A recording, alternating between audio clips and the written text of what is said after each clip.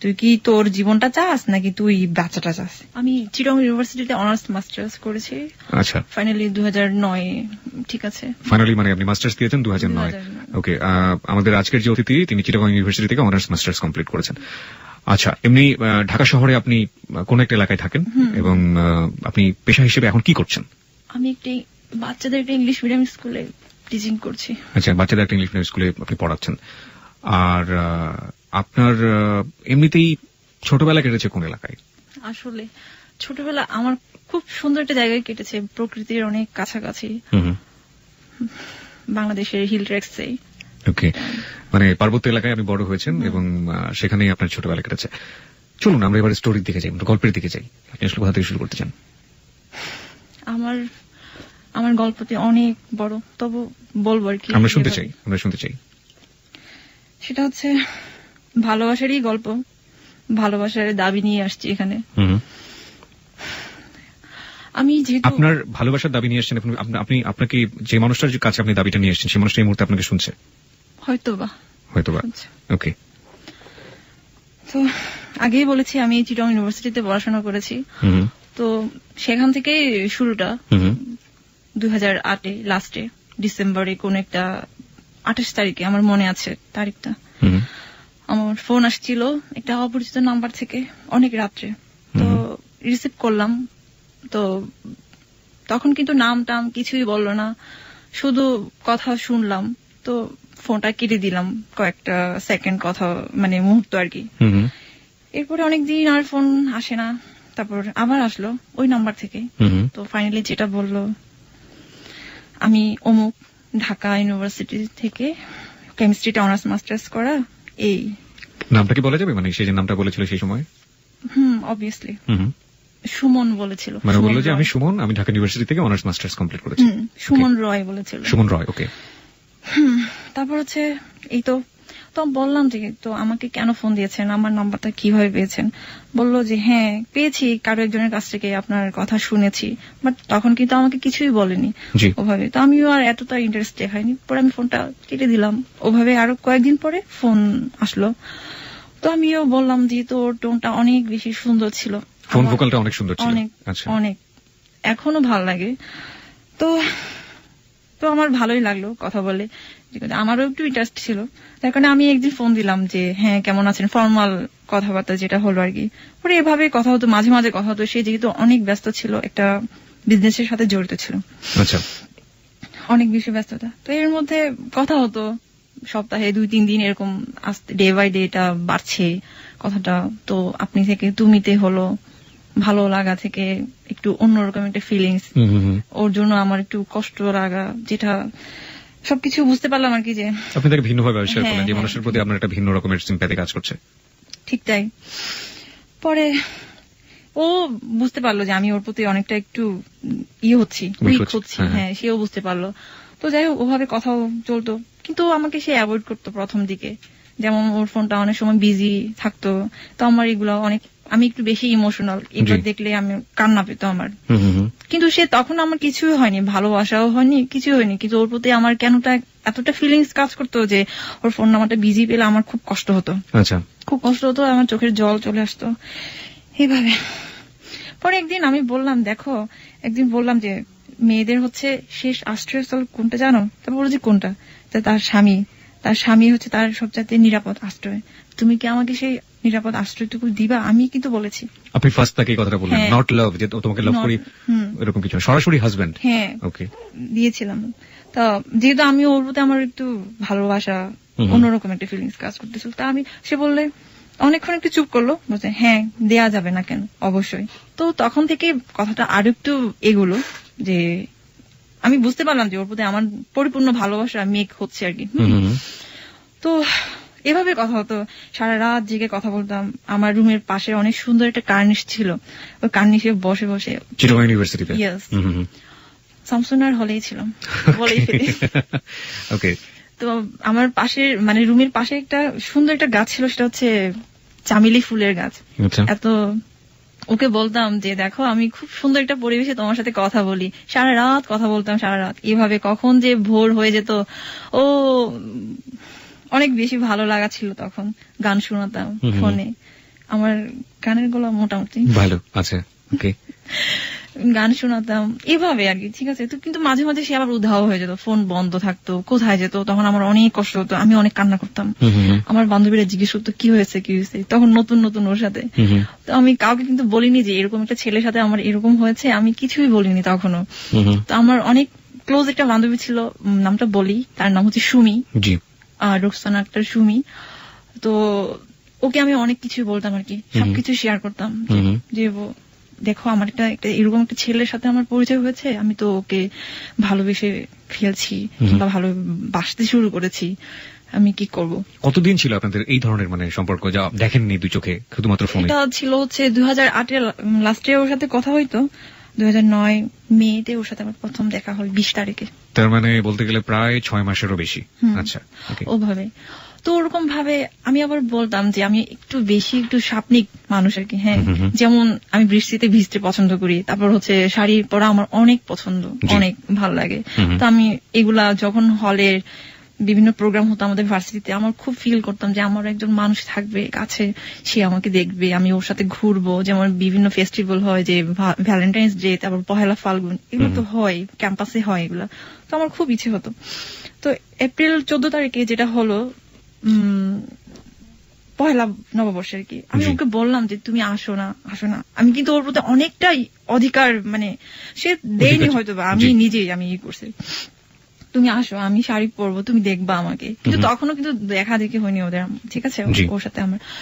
পরে ও বললো যে একবার বলে আসবে, একবার বলে আসবে না। সে আমাকে বলে তুমি ঢাকায় আসো। আমি বলছি ঢাকায় আসবো, আমি কোথায় থাকবো, আমার তো অনেক ঝামেলা হবে।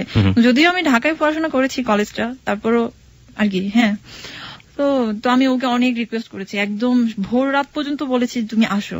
সারা রাত আমার এখনো মনে আছে, আমি আমাদের হলের অনেক বড় একটা মাঠ ছিল, একদম চারপাশে অনেক ফুলের গাছ ছিল, তো ওই মাঝখানে কিছু চেয়ার ছিল বসার জন্য, ওখানে বসে বসে শুয়ে শুয়ে আমি ওর সাথে সারা রাত কথা বলছিলাম যে তুমি আসো। অনেক কান্না করেছে, কিন্তু সে আমার কথা রাখেনি। যাই হোক, আমি সবাই যেহেতু শাড়ি পরছে, তো আমিও পরলাম, শাড়ি টাড়ি পরলাম, সুন্দর করে সাজুগুজু করলাম, ফুল টুল দিলাম, আমার তো এগুলো একটু ভালোই লাগে। তো যাই হোক, সেটা গেল, সারাটা দিন ওভাবে গেল, মন খারাপ করে সবাই ঘুরতেছে তাদের ভালোবাসার মানুষকে নিয়ে। আমারও খুব ইচ্ছা ছিল। ও একটি বারের জন্য আমাকে ফোন দিল না ওই দিন, একটি বারের জন্য ফোন দিল না। হয়তো সেও তার ফ্রেন্ডের সাথে সময় কাটিয়েছে এখানে, আমি জানি না, এটা আমাকে আর পরে বলেনি। সারা রাত আমাদের ভার্সিটির প্রোগ্রাম হয়েছিল, লালন গান, এই সেই কত কিছু। তো এই তো হলে আসলাম, অনেক কান্না করলাম ওই দিনও, আবার রাত্রেও। ফোনই দিল না, আমার ফোন রিসিভ করলো না। এভাবে 2-3 দিন পরে আবার কথা হলো। তো আমি বললাম তুমি এত কষ্ট দিচ্ছ কেন আমাকে, শুরুটাই তো তুমি আমাকে কষ্ট দিচ্ছ। বলছে না আমি তোমাকে এত কষ্ট দিচ্ছি না, হ্যান ত্যান, এইভাবে অ্যাভয়েড করলো কথাগুলো। আসলে তোমাকে বুঝতে হবে আমি অনেক ব্যস্ত থাকি, এইরকম কাজ করি, আমার এখানে যেতে হয় ওখানে যেতে হয়। সে আবার আমাকে সবকিছু শেয়ার করতো, যে কোথায় যাচ্ছে, কি ড্রেস পরছে। ওর আবার ব্ল্যাক কালারে অনেক, মানে ব্ল্যাক কালারটা অনেক বেশি পছন্দ করতো আর কি, অনেক বেশি পছন্দ করতো। আমার এখনো মনে আছে, সে একবার বরিশাল গিয়েছিল কাজে, তো তখন মনে হয় শীতকাল ছিল, হোল একদম সবকিছু ব্ল্যাক পরেছিল। আমাকে বলছে দেখো আমি তো এমনিতেই ব্ল্যাক, আমি ড্রেসও পরেছি ব্ল্যাক, আমাকে একদম চিনাই যাচ্ছে না। তো আমার খুব হাসি পেল, মজা লাগলো কথাটা। তখন আপনাদের দেখা হয়নি? না, দেখা হয়নি। তো আমি ওকে অনেক বেশি ফিল করতাম, কারণ ওর ভয়েসটা এতটা সুইট এখনো, মানে কি বলবো না যে সে মোটিভেশন করতে পারে, আমি ওকে যেহেতু। যাই হোক, পরে ওরকম ভাবে সে বললো যে আমি তোমাকে দেখবো। না না, আমি বললাম যে আমি তোমাকে দেখবো, আমি তোমাকে দেখতে চাই, কিভাবে বলো, তুমি আসো এখানে। বলছে তারপর বলছে তুমি আগে আমাকে ছবি দাও, আমি তোমাকে দিব। তারপর তুমি তো আমাকে দেখছো, তুমি তো দেখেই তো, তুমি নিশ্চয়ই কারোর কাছ থেকে আমার নাম্বারটা নিয়েছো। বলছে আমি তোমাকে দেখি নাই, তবে শুনেছি তুমি কিরকম, সে আমাকে বলেছে এটা। তারপরে বললাম যে ঠিক আছে। তা আমি আগে ছবি দিলাম ওকে, 2টা ছবি দিলাম, একটা শাড়ি পরা ছবি ছিল, আর একটা হচ্ছে সালোয়ার কামিজ পরা ছবি ছিল। আচ্ছা, This track was downloaded from fusionbd.com. দিলাম, দেওয়ার পরে সেও আমাকে ছবি ব্যাক করলো, পাঠালো। তো ওর ছবিটা একটা ছিল হচ্ছে বিচে, 2টা বিচে ছিল, আর একটা এমনিতেই একটা ব্রিজের উপর। তো ছবি দেখে ভালো, নট ব্যাড, ঠিক আছে। যেরকম সানগ্লাস পরা ছিল তো খারাপ লাগেনি দেখতে। ওকে, যেটা হোক, পরে ওরকম ভাবে মেয়ে ওটা। ও আপনাকে দেখে কি বললো? আমাকে বলে সে কোনো কিছুই বলে নাই, কোনো কিছুই বলে নাই। আমি দেখতে ভালো না, এই জন্য কিছুই বলে নাই। ওকে, আপনি দেখে তাকে কি বললেন?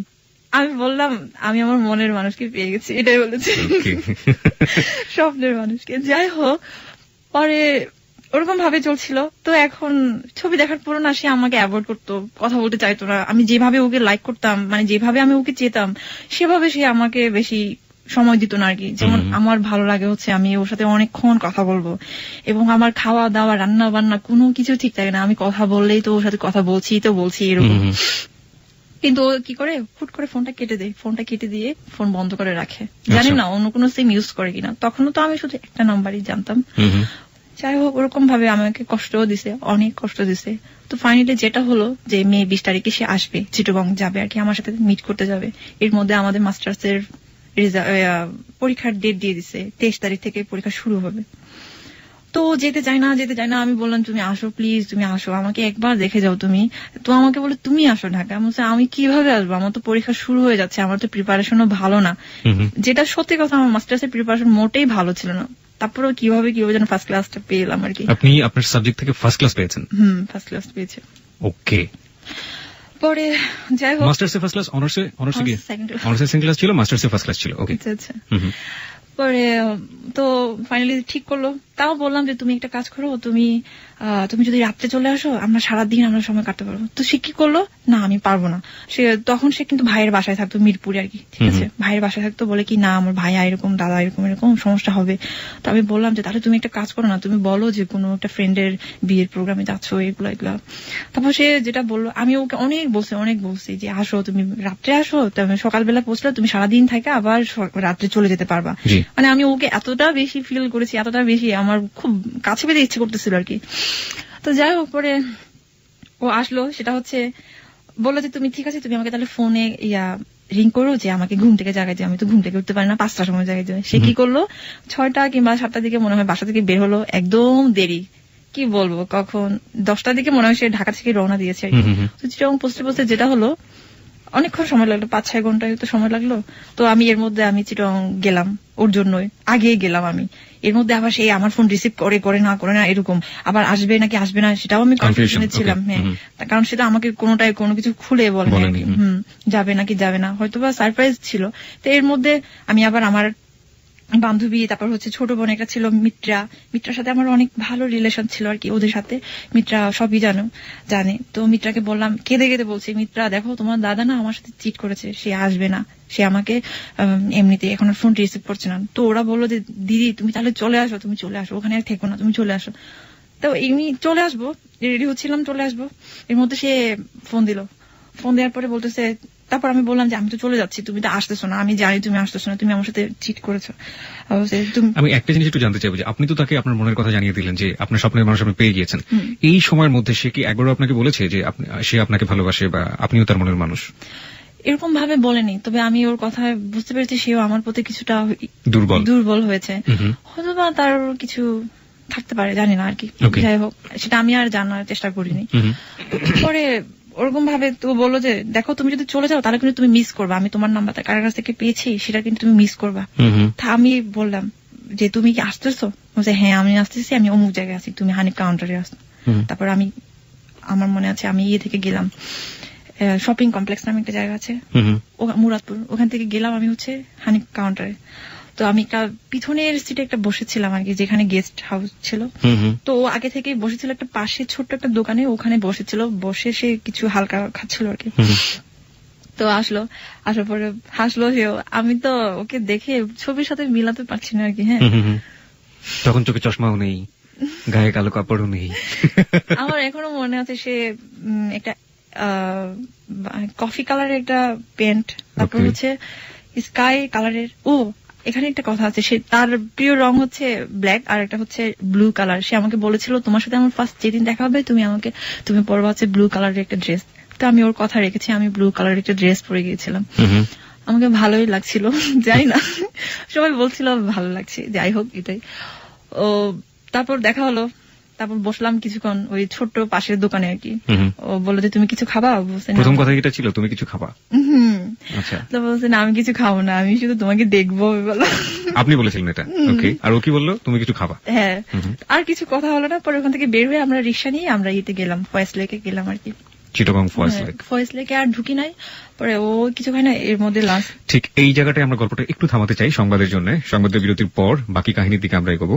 রিনি, আমরা অনুষ্ঠানের এই পর্যায়ে ছিলাম যে আপনার সাথে, আপনার যে মানুষটার সাথে আপনার এতদিন ফোনে কথা হতো, যে মানুষটাকে আপনি এত এত ভালোবাসেন, যে মানুষটাকে আপনি আপনার জীবন সঙ্গী করতে চাচ্ছেন, সেই মানুষের সাথে আপনার প্রায় 1 বছর পর আপনার দেখা হল। ওকে, হ্যাঁ, তারপরে আমরা সামনের দিকে আগাই। আপনি একটু স্পিকারটা দয়া করে কাছে নিয়ে নেবেন। হ্যাঁ, তো দেখা হলো 20 তারিখে, মে 20 তারিখ।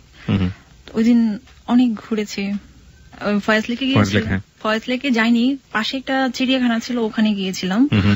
তো যাই হোক, যতটুকু সময় ছিল অনেক কাছাকাছি ছিলাম। তো মনে হচ্ছিল, আমার একবারের জন্য মনে হয়নি যে ওদিন আমার সাথে প্রথম দেখা। ঠিক আছে, এতটা ফিল করেছি। ও হয়েছে কিনা জানি না আমি। যাই হোক, আপনি কি কখনো জিজ্ঞেস করেননি যে তোমার কেমন লাগছে, তোমার ভালো লাগছে কিনা? ও আসলে না একটু চাপা স্বভাবের, তেমন একটা এক্সপ্রেস করতে পারে না, নিজেকে এক্সপ্রেস করতে পারে না। ওকে, তো অনেকটা ঠিক সেরকম।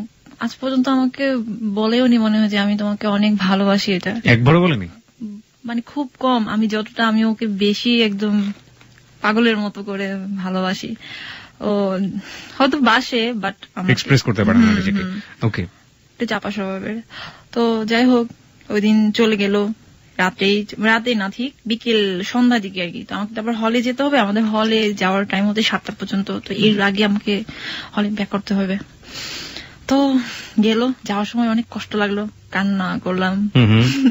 মনে হচ্ছে অনেক দূরে চলে যাচ্ছে, আর কোনোদিন দেখা হবে কিনা। আর কি করলো? হি হি করে হাসতে হাসতে বের হয়ে গেল নাকি? ও কান্নাকাটি করছিল? ও তো কোনো কান্নাই করলো, ও জানি না ও কোনো ফিলিংস ছিল কিনা। আসলে ছেলে মানুষ তো বুঝে যায় না। ওকে, তো চলে গেল। যতটুকু পর্যন্ত দেখলাম ওর বাসটাকে, আমার এখনো মনে আছে ও দাঁড়িয়ে ছিল, সিট পাচ্ছিল না। তো দেখলাম চলে গেল, একটা পর্যায়ে চোখের আড়ালেই চলে গেল। তো আমি বাসায় হলে চলে গেলাম। এখন তো সবাই জিজ্ঞেস করছে কি অবস্থা, কি হলো কি এরকম দেখতে কত কিছু। আর দেখতে যেরকমই হোক না কেন, আমি আমার মনের মানুষকে পেয়ে গেছি। আমি যাকে এতদিন আমি স্বপ্নে আমি কল্পনা করেছি, তাকে আমি পেয়েছি। আমার মনে হচ্ছে আমি পেয়েছি, জানি না আদৌ পাবো কি না তাকে। ওরকমই চলতেছিল। একটা পর্যায়ে আমার পরীক্ষা শুরু হলো। এরপরে যেটা দেখলাম আর কি, হ্যাঁ, পরিবর্তন, অনেক বড় পরিবর্তন। এর আগে তো সে আমাকে অ্যাভয়েড করতো, ফোনে কথা বলতে চাইতো না, ফোনটা বিজি রাখতো। এখন দেখা হওয়ার পর থেকে সেই এখন বেশি এক্সাইটেড হয়ে গেছে। টাইম টু টাইম আমাকে ফোন দেয়, ভাত খেয়েছো কিনা, পড়াশোনা করছি কিনা, পরীক্ষা যেহেতু এখন আমার একদম অনেক বেশি কেয়ারিং হয়ে গেল। অনেক বেশি কেয়ারিং হয়ে গেল। তো আমার এই জিনিসগুলো অনেক বেশি ভালো লাগলো। আমি বললাম যে কেন তুমি আমাকে দেখার আগে কেন তুমি এরকম ছিল, আর এখন কেন এমন হলো? বলছে আমি জানি না, বলতেছে কেন জানি, তোমাকে দেখে আমার অনেক ভালো লেগেছে। এটা কেন ভালো লাগে? তুমি তো আমাকে ছবিতেও দেখেছো আর শুনেছো, তাই না? তো বলছে জানি না, মানে সে শুধু জানি নাই বললো, আর কোনো কিছু আর বলতে পারলো না। তো ওরকম ভাবে অনেক বেশি কেয়ারিং করলো। একটা পর্যায়ে আমার বিয়ের প্রপোজাল আসলো আর কি। বিয়ের প্রপোজাল আসলো মানে কি? মানে এই ছেলে বিয়ের প্রপোজাল আপনার পরিবার থেকে? আচ্ছা, পরিবার থেকে আসে না, অন্য জায়গা থেকে আসলো? আচ্ছা, আমার তো এমনিতে বিয়ের প্রপোজাল আসতেছিল প্রায় অনেক দিন আগে থেকে। তো যেভাবে হোক আমি মাকে বলেছি, দেখো আমার ফাইনাল পরীক্ষা শেষ না হওয়া পর্যন্ত আমি বিয়ে করতে পারছি না, কিংবা আমার ক্যারিয়ার করবো, ড্যানে আমি বিয়ে করব। তো ওটা অতটুকু পর্যন্ত আমি আমার মাকে সেভাবে বলে আমি রেখেছি। বাট ফাইনালি যেটা আসলো সেটা হচ্ছে অনেক ভালো একটা বিয়ের প্রপোজাল, বাইরে থাকে ছেলেটা। আচ্ছা, এখানে আমি একটু আমাদের শ্রোতাদের উদ্দেশ্যে একটু একটা জিনিস পরিষ্কার করে রাখতে চাই। আপনার পুরো পরিচয়টা দিতে চাই না, কিন্তু আপনি যে কমিউনিটিতে বড় হয়েছেন বা যে সমাজটাতে বড় হয়েছেন, সেই সমাজের নিয়ম হচ্ছে যে আপনার সেই সমাজের লোকের সাথে আপনার বিয়ে হতে হবে, এবং তার বাইরে আপনি অন্য কোনো ছেলেকে, বা বাঙালি ছেলে বলতে যেটা বোঝায়, সেই ছেলেকে আপনি বিয়ে করতে পারবেন না। মানে একটা ক্ষুদ্র নৃগোষ্ঠীতে আপনি বড় হয়েছেন, এবং সেটা পাহাড়ের কোলেই। এবং আগেই তো বলেছি বাংলাদেশে হিল ট্রেকস তো তিনটা আছে, বান্দরবান, খাগড়াছড়ি, রাঙ্গামাটি। এবং আমি খাগড়াছড়িতে, আমার জন্ম হচ্ছে খাগড়াছড়িতে, বড় হয়েছি ওখানে। এই তো আপনার যে বিয়ের প্রস্তাবটা যেটা এসেছিল, সেটা কি আপনার গোত্রেরই লোকজন? আমাদেরই গোত্রেরই লোকজন। তো সে থাকে আবার বাইরে থাকে, আমি বলতে চাচ্ছি না। ওকে, ঠিক আছে। তো যাই হোক, আমার মা তো অনেক বেশি হয়ে গেল যে হ্যাঁ, এরকম ছেলে আর পাওয়া যাবে না, ভালো ছেলে, ভালো ফ্যামিলি, সবকিছুই। তো এখন আমি কিভাবে বলবো? আমি ওকে বললাম, দেখো আমার তো এরকম একটা বিয়ের প্রপোজাল আসছে, আমি কি করব, আমি কি করব, তুমি বলো। অনেকটু হয়ে গেল। আর আমি চিন্তা করি এটা যে, কারণ আমি যে ফ্যামিলিতে বড় হয়েছি সেটা তো কোনোদিনও অ্যাকসেপ্ট করবে না, আর সোসাইটি একটা কথা আছে, সেটাও আমার চিন্তা করতে হচ্ছে। এগুলা অ্যাকসেপ্ট করবে না মানেটা কি? ওর কোয়ালিটি নাকি বাঙালি ছেলে এই কারণে অ্যাকসেপ্ট করবে না? অ্যাকচুয়ালি কোয়ালিটি এখানে ডাজন্ট ম্যাটার। মানে আপনাদের গোত্রের না, এটাই হচ্ছে মূল কারণ। ওকে, তারপর বলে রাখি এখানে ওর আর আমার রিলিজন অন্য রিলিজন, আপনার রিলিজন আলাদা ছিল এবং ওর রিলিজন আলাদা ছিল ওকে এখানে। তারপর হচ্ছে এই তো বলতো না তুমি চিন্তা করো না, তুমি একটা কাজ করো, তুমি পরীক্ষা শেষ হলে তুমি ঢাকায় চলে আসো, এভাবে আমাকে বললো। আমি তো দেখো ঢাকায় চলে আসো বললে তো হবে না, আমার তো এখানে অনেক জিনিসপত্র রয়ে গেছে, আমি এগুলো নিয়ে কিভাবে আসবো। তারপর সে বললো না তুমি চিন্তা করো না, কিন্তু এর মধ্যে আবার সে একটু অন্যরকম হয়ে গেল, আবার মাঝে মাঝে ফোন বন্ধ পাইতাম। তারপর হচ্ছে একটু কেমন জানি ছাড়া সুদাস একটা কেমন জানি আর কি। তো আমার অনেক কান্না পেত, আমি বেশি একদম কেঁদে ফেলি, আমি আগে বলেছি আমি অনেক বেশি ইমোশনাল। তো একটু আনসার্টেন একটু হচ্ছিল আর কি, যে রিলেশনটা আসলেই কি মানে এরকম আর কি। তারপর এদিকে আমার মা প্রতিনিয়ত ফোন দিচ্ছে, দেখ তোর পরীক্ষা শেষ হলে কিন্তু বাড়িতে আসতে হবে তোর ইউনিভার্সিটি থেকে বাড়িতে চলে আসবে। হ্যাঁ আসতে হবে। এরকম ভাবে পরীক্ষা দিচ্ছিলাম, পরীক্ষা মোটামুটি ভালোই হচ্ছিল, যদিও প্রিপারেশন ভালো ছিল না। সারাদিন ওর সাথে কথা বলি, রাত কথা বলি, আবার একটু প্রিপারেশন নিয়ে পরীক্ষা দিতাম, এরকম অবস্থা। তবে সে আবার আমাকে বলতো যে হ্যাঁ পরীক্ষা। এর মধ্যে যেহেতু আমার চিন্তা করলাম যে ওর সাথে আর হবে না, আর মনে হয় যেটুকু হয়েছে অতটুকুই হয়েছে, আর আমি ফ্যামিলিকে আমি কোনোদিন বলতে পারবো না যে আমার অমুক একটা ছেলের সাথে এরকম অ্যাফেয়ার চলছে, অ্যাফেয়ার আছে, এটা কোনোদিন এস্টাবলিশ করতে পারবো না আর কি। এটা একটা ভয় ছিল আমার। আমি জানি এটা আমার লেকিংস, আমি জানি, শুরুতেই বলে রাখছি এটা আমার একটা ফলস। এটা কি শুধুমাত্র আপনার ফলস? কারণ আপনি তো জানতেনই যে আপনাকে মেরে কেটে ফেললেও এই ছেলেকে কোনোভাবে আপনার পরিবার বা আপনার সমাজ মেনে নেবে না, কোনোদিনও মানবে না। তারপর আমি ওর দিকে ইনভলভ হয়েছিলাম, সেটা যে হোক ভালোবাসার টানে কিংবা হৃদয়ের টানে। তো এভাবে তো ফাইনালি যেটা হলো, আমার মা পরীক্ষা শেষ করার 2 দিন পরে আমার মা আসলো, মা আর ভাই, ছোট ভাই এসে আমাকে বলছে যে আগে থেকে কিন্তু সবকিছু রেডি করে রাখতে হয়েছে আর কি, যে আমার অনেক জিনিসপত্র ছিল, কম্পিউটার ছিল, হ্যান্ড ট্যান কত কিছু ছিল আর কি আমার হল লাইফে। তো ওই দিন যেদিন চলে যাব, এর আগে কিন্তু আমার ভালোবাসার মানুষ সে আমাকে নিতে গিয়েছিল আর কি, যে মানে বলছিল যে আমি আসবো, আমি চিটং আসবো। তা আমি ওকে বাধা দিয়েছি, না তুমি এসো না, তুমি আসো না, এখন এসো না। আমি চাচ্ছিলাম যে ও এসে একটা কিছু একটা হোক, সেটা আমি চাচ্ছিলাম না আর কি। হ্যাঁ, তো যাই হোক, পরে বাড়িতে আমাকে নিয়ে গেল। বাড়িতে নিয়ে যাওয়ার ঠিক 15 দিনের পরে আমার এঙ্গেজমেন্ট হয়ে গেল ওই ছেলের সাথে, প্রবাসী ওই ছেলেটার সাথে, আপনার গোত্রের যে ছেলেটা। তো এঙ্গেজমেন্ট বলতে কি আশীর্বাদ আর কি, ঠিক আছে, আমরা তো আশীর্বাদই বলি। তো ওই ছেলে তখনও বাইরে ছিল, এপ্রিলে আসার কথা ছিল আর কি, ওর মা, তারপর আত্মীয় স্বজন সবাই এসে আমাকে আশীর্বাদ করে গেল। এর মধ্যে কিন্তু আমি ওকে অনেক লাভ করি, এটাও আমি ভুলতে পারছি না। বাট তারপর আমি একটা যেটা হচ্ছে আমি ডিসিশন নিয়েছিলাম যে যেহেতু আমি এঙ্গেজমেন্টটা করেই ফেলেছি, তাহলে আমি এখন আমার বাবা মায়ের কথা মতো আমি ওই ছেলেটাকে বিয়ে করবো। ছেলেটাকে আপনার দেখা হয়নি? ছেলেটা তখন অস্ট্রেলিয়াতেই থাকে। অস্ট্রেলিয়া থাকে, ছবিতে দেখেছি, কথা হয়েছে। আচ্ছা, অস্ট্রেলিয়া। ওকে, যাই হোক, তারপরে পরবর্তীতে কি হলো? মানে যখন আপনি সিদ্ধান্ত নিয়ে ফেলেন সেই ছেলেটাকে আপনি বিয়ে করবেন, এবং লম্বা একটা ব্রেক আপনার চলে আসলো, আপনি যাকে লাভ করেন তার সাথে। তারপর আমি সিম চেঞ্জ করেছিলাম মাঝখানে, আবার আগের সিমে আবার গেছি, এরকম আর কি। সে আমার বেশ কয়েকটা নাম্বারই জানতো, যার কারণে আমি আর করতে পারিনি আর কি। পরে আমি ওকে মেসেজ দিলাম যেদিন আমার এঙ্গেজমেন্ট হবে, যে দেখো আমার মানে অমুক তারিখে আমার এঙ্গেজমেন্ট হবে। কিন্তু সে বিশ্বাস করেছে কিনা জানি না আর কি। হ্যাঁ, এর মধ্যে কিন্তু সে আমার সাথে অনেকবার ফোনে ট্রাই করেছে, বাট আমি ওকে অ্যাভয়েড করেছি প্রথম দিকে আমি ওকে অ্যাভয়েড করেছি, কারণ আমি যেহেতু ফ্যামিলির সাথে আমি অ্যাডজাস্টমেন্ট হচ্ছি, যার কারণে আমি চেয়েছিলাম তাহলে ওকে আর কেন কষ্ট দিব, কষ্ট তো আমিও পাচ্ছি, ও আরো বেশি পাবে এই কারণে। তো যাই হোক, যথারীতি আমার এঙ্গেজমেন্ট হলো, আশীর্বাদ হলো, ছোটখাটো একটা বিয়ের মতো একটা প্রোগ্রাম হয়েছিল আমাদের বাড়িতে, অনেক আত্মীয় স্বজন, তারপর হচ্ছে পাড়ার প্রতিবেশী সবাই, আর শ্বশুর বাড়ির লোকজন অনেক কিছুই নিয়ে আসলো আমার জন্য। এক কথায় আমার শাশুড়ি আমাকে তো অনেক বেশি একদম কি বলবো, নিজের মেয়ের মতো করে, মানে যেটা বলে না মনে প্রাণে একটা বউ পেয়েছি, হয়তো বা সেরকম ভাবে পেয়েছিল আমাকে। যাই হোক, পরে ফাইনালি যেটা হলো, এর মধ্যে কিন্তু ওর সাথে আমার কোনো কথা হয় না, সুমনের সাথে আর কোনো কথাই হয় না। আমি টোটালি ওকে অ্যাভয়েড করি, ফোন দিলে রিসিভ করে না, তারপর অন্যকে দিয়ে ফোন রিসিভ করা, হ্যান ত্যান এগুলা। এর মধ্যে আমাকে যেহেতু বাইরের একটা ছেলের সাথে বিয়ে হয়েছে, মানে এঙ্গেজমেন্ট হয়েছে, তো সেভাবেই তো নিজেকে সেট আপ করতে হবে, হ্যাঁ রেডি করতে হবে। তো আমাকে ঢাকায় পাঠানো হলো ড্রাইভিং শেখার জন্য, হাইলস করার জন্য, বিভিন্ন আরো যা যা কিছু লাগে আর হাইলস এবং ড্রাইভিং শেখার জন্য। তো ফাইনালি আবার 20 দিন পরে আমি ঢাকায় আসলাম। ঢাকায় এসে প্রথমে আমি একটা বাসায়, আমার কাজিনের সাথে বাসায় উঠে, আমি বলতে চাচ্ছি না কোথায়, ওকে ঠিক আছে, উঠলাম। তখনও কিন্তু সে জানে না যে আমি ঢাকায় আসছি এটা। পরে একটা দিন সে এক পর্যায়ে সে জানতে পারলো যে আমি ঢাকায় চলে আসছি, এটা ঢাকায় চলে আসছি যেই না শুনছে তখন থেকে সে আরো বেশি ক্রেজি হয়ে গেছে, আমাকে দেখবে, আমাকে মানে আমার সাথে দেখা করার জন্য আর কি। কিন্তু সে সুমন, হ্যাঁ। তা আমি কিন্তু অ্যাভয়েড করতেছিলাম, বারবার আমি অ্যাভয়েড করতেছিলাম, না আমি ঢাকায় না, আমি তোমার সাথে। জানলো কিভাবে যে আপনি ঢাকায় এসেছেন? জানতে পেরেছে হচ্ছে এরকম, আমাকে ফোন দিয়েছিল, আমি তখন ফোনের কাছে ছিলাম না, আমি ওয়াশরুমে ছিলাম। তো আমার কাজিন রিসিভ করেছিল, কাজিনটাই বলেছে আর কি যে দিদি তো এখন ওয়াশরুমে, বলছে কোথায় এটা, ঢাকায়। ঢাকায় কোথায়? অমুক জায়গায়, এভাবে বললো। পরে তো এভাবে আর কি, ঠিক আছে। তো যেহেতু আমি ওকে লাভ করি, অনেক ভালোবাসি ওকে, যার কারণে আমি আর ওকে অ্যাভয়েড করতে পারিনি। তো দেখা গেছে আমাদের যোগাযোগটা ওরকম ভাবে হয়েছিল। আমি ড্রাইভিং শিখতাম, তারপর হচ্ছে একটা প্রতিষ্ঠান আছে, ওখানে আমি কম্পিউটার কোর্স করতাম, ওখানে ও সবকিছুই জানতো, এগুলা ওভাবেই ওর সাথে আমার যোগাযোগটা হয়েছিল। কিন্তু প্রথম থেকে আমার একটা, আমি দোষ স্বীকার করছি, আমি ওকে একদমই অ্যাভয়েড করেছি, একদমই কিছু, একদম প্রথম দিকে, একদম মানে হ্যাঁ, ঢাকায় আসা প্রথম দিকে ও অনেক অ্যাভয়েড করেছি, খুব বকা দিয়েছি, খুব ইনসাল্ট করেছি, অনেক ইনসাল্ট করেছি ওকে। আচ্ছা, মনে আছে ভোর সকালে একদিন বলেছিল যে তুমি আসো, যে অমুক জায়গায় এসো, আমি আসবো এইভাবে। আমি বলছি না, একদম ডিরেক্টলি।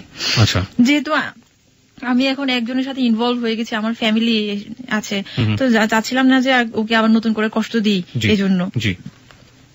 তো দেখা গেল ওরকম ভাবে, আর ওরকম ভাবে চলতে চলতে আমি আর পারিনি। পরে ওর সাথে আমার যোগাযোগ হয়ে গেল, দেখা হলো, দেখা হওয়ার পরে তো আরো বেশি কান্না করলাম, মানে ও অনেক বেশি ইমোশনাল হয়ে গেল, এভাবে এগুলো আর কি আমাদের সম্পর্কটা। হ্যাঁ, তো ফাইনালি ওখানে 1 মাস ছিলাম আমি ওই বাসায়। বাসা থেকে চেঞ্জ করে আমি একটা হোস্টেলে উঠলাম। আচ্ছা আচ্ছা, আমি বলতে চাচ্ছি না হোস্টেলের নামটা, আপনি বলতে চাচ্ছেন না? ওকে, সমস্যা নেই, চাচ্ছি না। হোস্টেলে উঠলাম, হোস্টেলে উঠার পরে দেখা গেল আমি ওখানে একটু স্বাধীন হয়ে গেলাম আরো বেশি। কারণ বাসায় যে প্রবলেমটা ছিল, ওখানে আমার বোন ছিল, হ্যান ত্যান এইসব প্রবলেম ছিল আর কি। কারণ সে আমাকে এমনও জিজ্ঞেস করছে, দিদি তুমি এত কার সাথে কথা বলো? আমি বলছি আমার ফ্রেন্ডের সাথে কথা বলি, এরকম। এর মধ্যে কিন্তু ওই প্রবাসী ওই ছেলেটার সাথে আমার কথা হতো এরকম ভাবে, যেহেতু ফ্যামিলি ভাবেই হচ্ছে, তো কথা হতো, কিন্তু সুমনের সাথে বেশি, কারণ আমি ওকে লাভ করি। প্রবাসী যে ছেলেটার সাথে আপনার এনগেজমেন্ট হয়েছিল, সেও মাঝে মাঝে আপনাকে ফোন দিত? মাঝে মাঝে না, সব সময় ফোন দিত, প্রতিদিনই যখন সময় পায় আর কি, তখনই ফোন দিত। আপনি একই সাথে দুজন মানে বলা যেতে পারে? দুজন বলা যেতে পারে বলতে কি বললাম, ওই যে আমি ফ্যামিলির দিকে বাইন্ডিং, এই জন্য আমার জাস্ট একটা ফর্মাল একটা জাস্ট কিছু, সেই জন্য আপনার প্রবাসী ছেলেটাকে সময় দিতে হতো, সময় দিতে হচ্ছে এরকম। কিন্তু ফাইনালি যেটা হচ্ছে, আমি মনের প্রাণে তো আমি লাভ করি একজনকে, এইটাই। তো আমি যে হোস্টেলে থাকতাম, ওখানে আমার একটা ছোট বোন ছিল, অনেক বেশি লাভলি। আমি নামটা বলবো অবশ্য ওর নাম, যেহেতু আমাদের এই ভালোবাসার পিছনে ওরও অনেক ভূমিকা আছে আর কি। ওর নাম ছিল রত্না। আমার চেয়ে অনেক জুনিয়র ছিল, কিন্তু জুনিয়র থাকলেও কি হবে, আমার হচ্ছে ওদের সাথে এত ফ্রেন্ডলি রিলেশন, ওরা কখনোই বলতো না যে আমি ওদের চেয়ে এত বছরের সিনিয়র, এটা কোনোদিন না। ওদের রিলেশন, ওদের সাথে আমার এরকম রিলেশন। আমার একটা গুণ কি জানি না, যার সাথে আমি যেখানে যাই না কেন, আমাকে আপন করে নিতে পারি আর কি, সেটা। তো গেল হোস্টেলে উঠার পরে তো আরো বেশি বাদ ভাঙা, একদম আমাদের ভালোবাসা সবকিছুই। ও প্রতিদিন আমরা মিট করতাম, ধানমন্ডি লেক, তারপর হচ্ছে সংসদ ভবন, এইসব জায়গাতে আর কি, বিশেষ করে সংসদ ভবনে পিছনে ক্রিস্টাল লেক, ওখানে বেশি সময় কাটাতাম আমরা, অনেক অনেক।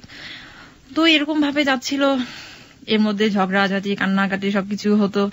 তারপর হচ্ছে যেটা হয় আর কি, আমার মনে আছে এমনও দিন রাত গেছে, অনেক শীতকাল, হোস্টেলের সামনে আসছিল সে রাত 11:30টার সময়, 12টা বাজে, শুধুমাত্র আমাকে একটা পলক দেখার জন্য। আমি বারান্দায় গেছি, বলছে তুমি বারান্দায় চলে আসো, আমাকে দেখবে এসে। পরে নিচে দাঁড়িয়ে ফোনে কথা বলছি, আর আমি আর রত্নার বারান্দায়। তো এভাবে কথা বলতাম অনেকক্ষণ।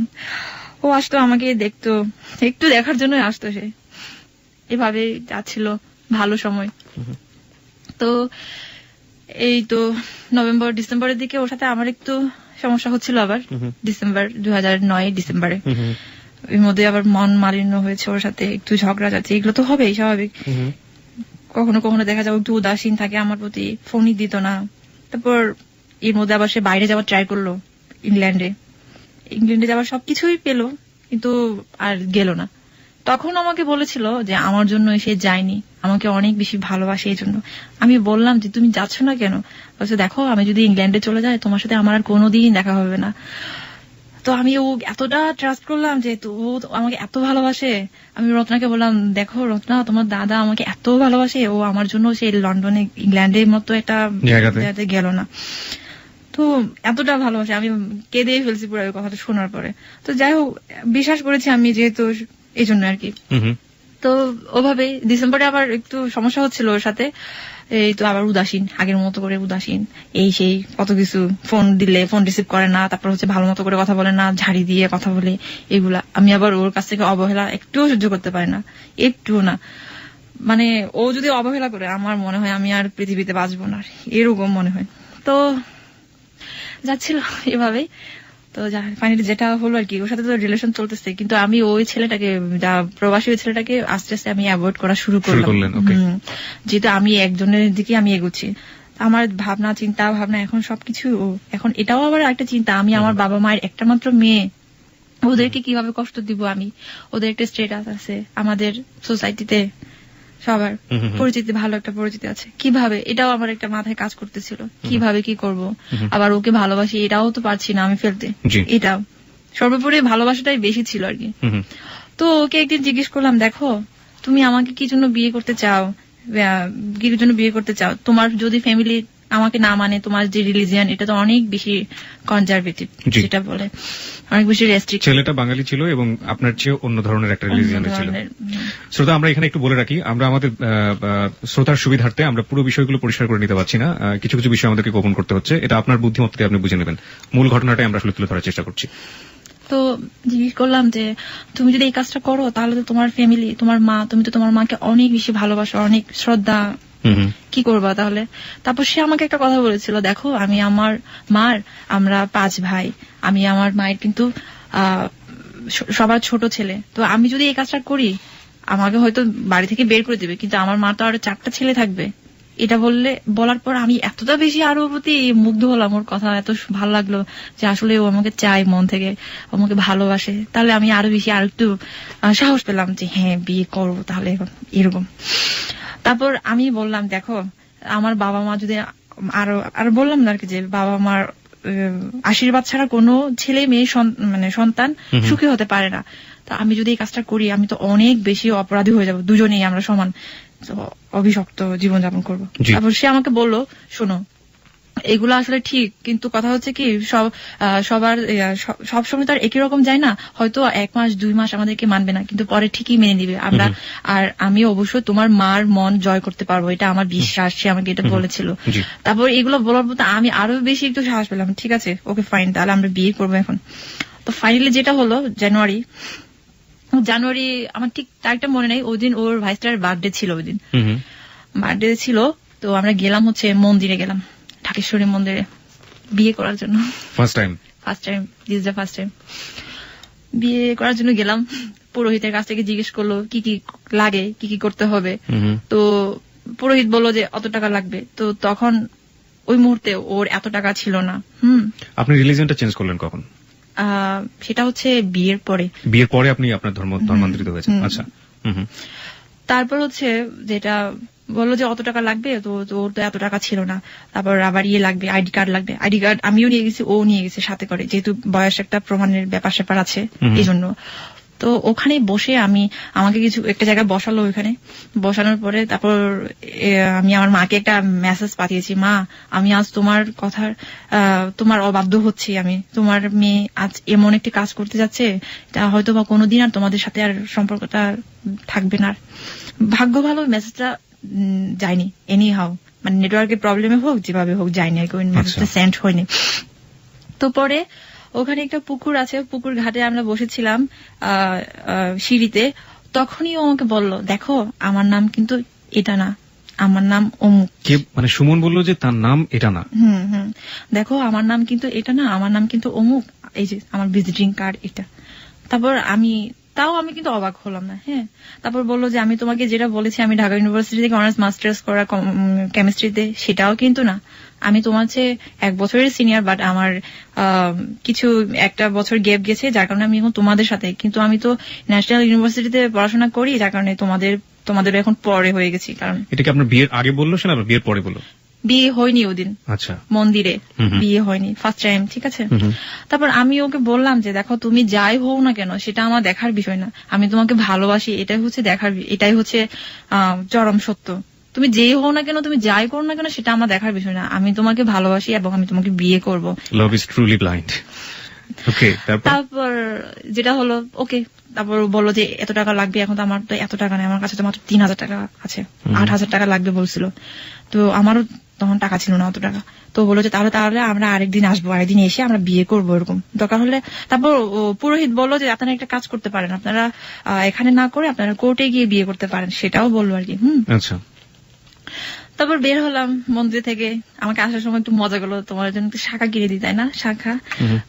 এখন শাখা কিনবা কেন, আমি বললাম বিয়ে হোক তারপর না শাখা পরবো, শাখা সিঁদুর পরবো, এইগুলো আর কি। তো আসলাম, আসার সময় আমরা আবার গাউসিয়াতে গেলাম, ওর ভাইস্টার জন্য কিছু জিনিস কিনলো, বার্থডে যেহেতু ছিল এই জন্য। তো পরে বললো যে তুমি হোস্টেলে যাও, আমি বাসা ইয়েতে যাচ্ছি। পরে আমি ওই দিন আবার ওকে ক্যামেরাটা দিয়ে দিলাম, আমার ডিজিটাল ক্যামেরা ছিল, ওটা আমি ওকে দিলাম, ছবি টবি উঠাবে এই জন্য।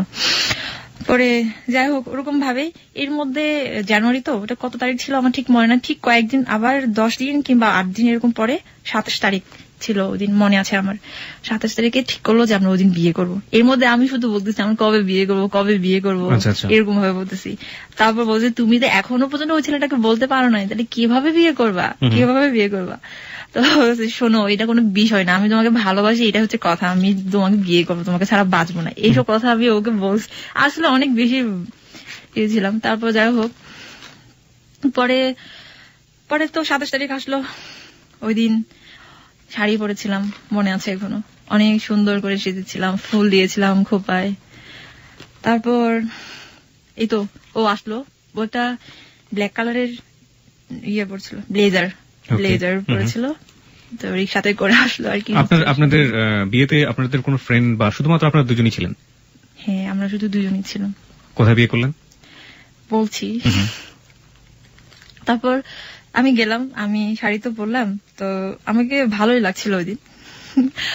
পরে ও রিক্সাতে উঠলাম, ও বসেছিল আগে থেকেই, ওখান থেকে গেলাম হচ্ছে লালমাটিয়াতে একটা মহিলার বাসা গেলাম, ওখানে ওর কিছু কাজ ছিল আর কি, ওর ইয়ের কাজ, ব্যবসায়ী কাজ ছিল।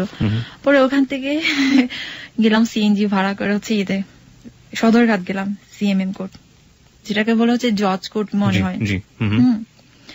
তো গেলাম, ওর আগে থেকে সবকিছু রেডি ছিল, যেহেতু যে উকিলটার মাধ্যমে বিয়ে হয়েছে সেই উকিলটা ওর ফ্রেন্ড ছিল, বাট আমি নামটা বলতে চাচ্ছি না। সমস্যা নেই। আগে থেকে ওর কথা মনে হয় রেডি ছিল সবকিছু, যেহেতু বিয়ে করবো আগে থেকে তো স্বাভাবিক একটা রেডি থাকতে হবে। তো গেলাম, যাওয়ার পরে যেটা হলো আর কি, কিছুক্ষণ বসলাম, বসা না অনেকক্ষণ দাঁড়িয়ে থাকতে হয়েছে, উকিলটা একটু ব্যস্ত ছিল তো এই জন্য। যাই হোক পরে গেলাম ওনার চেম্বারে, চেম্বারে যাওয়ার পরে পেপারস দিল, কত টাকার, 150 টাকার স্ট্যাম্প ছিল, 150 টাকার স্ট্যাম্প, ঠিক আছে। পেপারস দিল, ওখানে পড়লাম, যা যা কিছু লেখা আছে সবকিছুই পড়লাম, আমার নাম অমুক, অমুক থেকে অমুক নাম হচ্ছে। আপনার নাম চেঞ্জ করা হয়েছিল? নাম চেঞ্জ করার পর আমার নাম দীপান্বিতা করা হয়েছিল। ওকে, এটা কার পছন্দের নাম ছিল? ওরই পছন্দের নাম ছিল? ওরও পছন্দ, আমারও পছন্দ, দুজনেরই। ওকে, মানে দীপান্বিতা, দ্বীপের অন্তর। ওকে, তারপরে সামনের দিকে যাই। দীপান্বিতা, তো যাই হোক বললাম ওটা যে আমাকে ধর্মান্তরিত হতে হবে, তো ওকে ফাইন, হবো, ভালোবাসার জন্য আমি সবই করতে পারবো।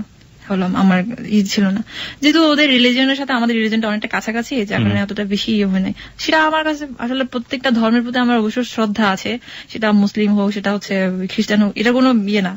যাই হোক, আমার কাছে সবচেয়ে ইয়ে ছিল হচ্ছে ভালোবাসা, মানে আমি ওকে ভালোবাসি, ও যেই ধর্মের হোক না কেন, ব্যাস এটাই হচ্ছে কথা।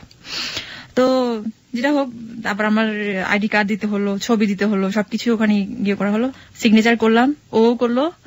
এরপরে তো আমি জানি না, অ্যাকচুয়ালি আমি জানতাম না যে রেজিস্ট্রি বিয়ে কিভাবে কি করতে হয়, ওটাই আমার ফার্স্ট টাইম ছিল এবং ওটাই হয়তো বা লাস্ট টাইম, জানি না। ওরকম আগে কোনো মানে ধারণা ছিল না যে এরকম করতে হয়, ওরকম করতে হয়, সেটাও জানি না। তারপর আমি ওকে জিজ্ঞেস করলাম যে আমাদের কি সাক্ষী লাগবে না, কোন সমস্যা হবে না? বলছে না, সাক্ষী লাগবে না, কারণ হচ্ছে উকিলটা আমার পরিচিত, তো আমার ফ্রেন্ড, তো এই জন্য লাগবে না। তো বললাম এটা যদি কোনো প্রবলেম হয়, সে না হবে না, কোনো সমস্যা নাই। তারপর আমি অ্যাডভোকেটকে বললাম যে আমি কি এক কপি পেতে পারি না এখান থেকে? বলছে দেখো এখনো তো কাজ শেষ হয় না, কাজটা বাকি আছে, ম্যাজিস্ট্রেটের সিগনেচার লাগবে, দেন আমি আপনাকে একটা কপি দিতে পারবো, বাট আমি এখন দিতে পারছি না। তো আমি ঠিক আছে ওকে ফাইন, যেহেতু ও আছে আমি আর এটা নিয়ে আমি আর কোনো টেন্স করি নাই আর কি। হ্যাঁ, ওর ওখান থেকে বের হয়ে আমরা একটা হোটেলে গেলাম, রেস্টুরেন্টে গেলাম, ওখানে খেলাম, কিছু বিয়ে করেছি যেহেতু খেলাম। আপনি কপিটা পরবর্তীতে পেয়েছেন এখন পর্যন্ত? না, আপনি এখন still you don't have any copy. Okay, খাওয়া দাওয়ার পরে কি হলো? পরে ওখান থেকে উনি চলে গেল ওনার চেম্বারে, আমরা বের হলাম, বের হয়ে বাসে উঠলাম। বাসে উঠে আমি এতটা ক্লান্ত লাগছিল, আমার সারাদিন একটা ইয়ে গেছে, মেন্টাল টেনশন, যদিও কোনো ফিজিক্যালি কোনো টেনশন হয়নি, ইরিটেশন হয়নি, তো মেন্টালি টেনশন যেটা আর কি বেশি। তো আমাকে বলতেছে আজকে অনেক বেশি ভালো লাগছে, অনেক বেশি, অনেক বড় একটা কাজ আজকে শেষ করলাম, তোমাকে আমি সারা জীবনের জন্য পেলাম, আর কোনোদিন হারাতে হবে না। আমার এত ভালো লাগছিল, আমি বাসে যে আছি এটা আমার খেয়ালই ছিল না, আমি ওর বুকে মাথা রেখে আমি ঘুমিয়ে ঘুমিয়ে আসছি সারাটা। সদরঘাট থেকে একদম ফার্মগেট পর্যন্ত ওভাবে আসছিলাম, আমি জানি না কখন ফার্মগেট পৌঁছাইছি। পরে আমাকে জাগাইতেছে, ও বলতেছে ও আচ্ছা সরি, এর মধ্যে আমার আবার বাড়ি থেকে ফোন আসছে, আমার মা ফোন দিছে, বলছে এই তুই কোথায় আসছিস রে, হোস্টেলের না তুই? বলছে না মা, আমি তো বাইরে, আমি একটু বাণিজ্য মেলা আসছি, তখন বাণিজ্য মেলা চলতেছিল। বাণিজ্য মেলা তুই কার সাথে আসছিস তুই? ও আবার কথা বলতেছিল, তো ওর কথা শুনছে আমার মা, পাশেও কথা বলতেছিল, তোর সাথে কে, কোন ছেলে আছে? আমি বলছি না কোনো ছেলে না, বাসে তো অনেক ছেলে থাকে, ওখানকে তুমি শুনছো মনে হয়। কিন্তু মা তো ঠিকই বলছে না, তুই নিশ্চিত কোন ছেলের সাথে তুই ঘুরতেছস, তুই হেরে দে, এভাবে বলতেছে আমাদের ভাষায়। পরে বললাম যে না মা তুমি বিশ্বাস করো, আমি কারোর সাথে না, আমার পাশে আরো অনেকজন লোকজন আছে, ওদের কথা তুমি শুনছো, এটা ওভাবে ফোনটা মানে কেটে দিলাম। তো পরে তো ফার্মগেট আসার পর This track was downloaded from FusionBD.com. বলতেছে তুমি যাও বা তুমি হোস্টেলে যাও, আর টেনশন করো না এটা নিয়ে, আমি একটু কাজ আছে, আমি কাজে যাই, এভাবে। তখন বাজে হচ্ছে 5টা এরকম বাজে আর কি আসার সময়। পরে আমি হোস্টেলে গেলাম, হোস্টেলে গিয়ে রিল্যাক্সে, কিন্তু ওদিন আমার এত হাসি পাচ্ছিল, খুব ভালো লাগছিল। এই কথাটা তো কেউ জানে না, আমি যে বিয়ে করতে যাচ্ছি এটা কেউ জানে না, কেউ জানে না। ওই যে রত্না আছে তাকেও পর্যন্ত বলিনি আমি, ওর সাথে এত ভালো রিলেশন, কারণ সিক্রেট থাকতেই হবে, যেটা আমাদেরই সুবিধার্থে, এই জন্য আর কি। তো পরে ও আবার ওই দিন আবার আসলো, আসার পরে আমরা রত্না, আমি আর ও ইয়েতে গেলাম, ধানমন্ডি লেকে গেলাম, ওখানে 3 জনে বসছিলাম। বসে এখন রত্নাকে ওই দিন বলছি যে দেখো আমরা আজকে এই কাজটা করেছি। তারপর ও বলতেছে দিদি তুমি এই কাজটা করছো, ভালো হয়েছে। সেও তো আমার মতো পাগলাটি টাইপের, তো এর জন্য সে একটু সাপোর্ট করেছে আর কি। খুবই ভালো হয়েছে, খুবই ভালো হয়েছে। এইভাবে আর কতদিন থাকা যায়, এভাবে আর কতদিন থাকা যায়, কোনো দরকার নেই। যাকে ভালোবাসা যায় না তাকে আবার কি বিয়ে করবো, সে যতই বিদেশ থাকুক না কেন, এরকম। তো এরকম ভাবে আমারও আরেকটু সাহস হলো। তো 3 জনে বসলাম, বসে অনেকক্ষণ গল্প করলাম, বসে তারপর ও চলে গেল, আমি আর রত্না হোস্টেলে গেলাম। ওরকম ভাবে চলছিল, ভালোই যাচ্ছিল। কিন্তু এর মধ্যে জানাজানি হয়ে গেল যে আমার নাকি বিয়ে হয়েছে। কোথায় জানাজানি হলো? বাড়িতে। ওকে, মানে খাগড়াছড়িতে? হ্যাঁ, যে আমি নাকি বিয়ে করেছি অমুক একটা ছেলেকে, হ্যান ত্যান। আমার মা তো আমাকে ফোন দিয়ে সাথে সাথে বললো এই তোরে তো মানুষ দেখছে, তুই শাড়ি পরছস, তুই শাড়ি পরে তুই রিক্সাতে উঠছস, তোরে তো সবাই দেখছে ওরকম ভাবে। আমি বলছি না এটা মিথ্যা কথা, তোমার কে বলতেছে এগুলো, কোনো দিন না। তুমি জানো না আমার কত ফ্রেন্ড, ইউনিভার্সিটি লাইফে কত ফ্রেন্ড ছিল, আমি তাদের সাথে মিশি, ব্যাস এটাই হচ্ছে কথা। তারপর বলছে তুই ওর সাথে এত ভালো করে কথা বলিস না কেন, মানে ওই বাইরে ছেলেটার সাথে, ওর সাথে তুই ইয়ে করে কথা বলিস কেন, এভাবে বলতেছে। তারপর আমি বললাম যে না ও কই কথা বলি তো, কেন কথা বলবো না, হ্যান ত্যান এগুলো বলে আমি কোন রকমের পারি করতাম আর কি। ঠিক আছে, তো ওকে বললাম এখন কি করবো তাহলে একটু বলো তো, এখন বলতে হবে এখন। তখনও কিন্তু আমি ওই ছেলেটাকে না করি নাই আর কি। হ্যাঁ, তখন না করার আগে কিন্তু আমরা বিয়ে করেছি। এর মধ্যে ওর সাথে আমার আবার ঝগড়া হইতো, অনেক ঝগড়া হইতো। একদিন সে আমাকে বললো দেখো তুমি যদি না বলো তোমার এই যে বিয়ের সব কাগজ কিন্তু তোমার মায়ের নামে কুরিয়ার করে পাঠাবো, তখন তোমার খবর হয়ে যাবে। এটা লিজন আপনাকে বললো যাকে আপনি বিয়ে করেছেন? হ্যাঁ বললো সে। তারপর এই তো আমি বলছি না তুমি এগুলো বলতেছো কেন, আমি তোমাকে বিয়ে করেছি, তোমার কাছে থাকবো, তুমি এগুলা নিয়ে এতই আমাকে সময় দাও, সময়ের একটা ব্যাপার আছে না। ওরা হুট করে এখন যদি মেন্টালি একটা ইয়ে হয়ে যায় তখন কি করবো, আমি দেখা গেলো আমরা যদি নিয়ে যাই তখন তুমি কি করবা। বলছে না তোমার কোনোদিনও নিতে পারবে না, কোনোদিনও না, তুমি আমারই থাকবা, এভাবে বলতো সে। ওরকম ভাবে আবার মাঝে মাঝে ঝগড়া হতো, কান্নাকাটি হতো, হেন টেন এগুলা। পরে ফাইনালি যেটা হলো, আমার মা আর আমাকে হোস্টেলে রাখবে না। এখন বলতেছে তোর ড্রাইভিং ও শেখা শেষ, কম্পিউটারের শেখা শেষ, সবকিছু শেষ, তুই এখন বাড়িতে আস, তোর বাড়িতে। আমি বলছি না, আমি এখানে ক্যারিয়ার করবো। আমি বলছি ঢাকায়, আমি আমার সব ফ্রেন্ডরা ঢাকায় আসছে, আর আমি এখন ঢাকা থেকে আমি ওখানে যাবো, এটা কিভাবে সম্ভব? আমি ঢাকায় আমি এখানে চাকরি করবো, যতদিন আমি বাইরে না যাই, এখানে আমি থাকবো, এরকম বলছি আর কি। যে বলে বলে ওরভাবে কতদিন ছিলাম। পরে এর মধ্যে আবার আমাকে ভার্সিটিতে যেতে হলো ইয়ের জন্য, সার্টিফিকেটের জন্য আর কি। সার্টিফিকেট আনতে হবে, মাস্টার্স এর সার্টিফিকেট।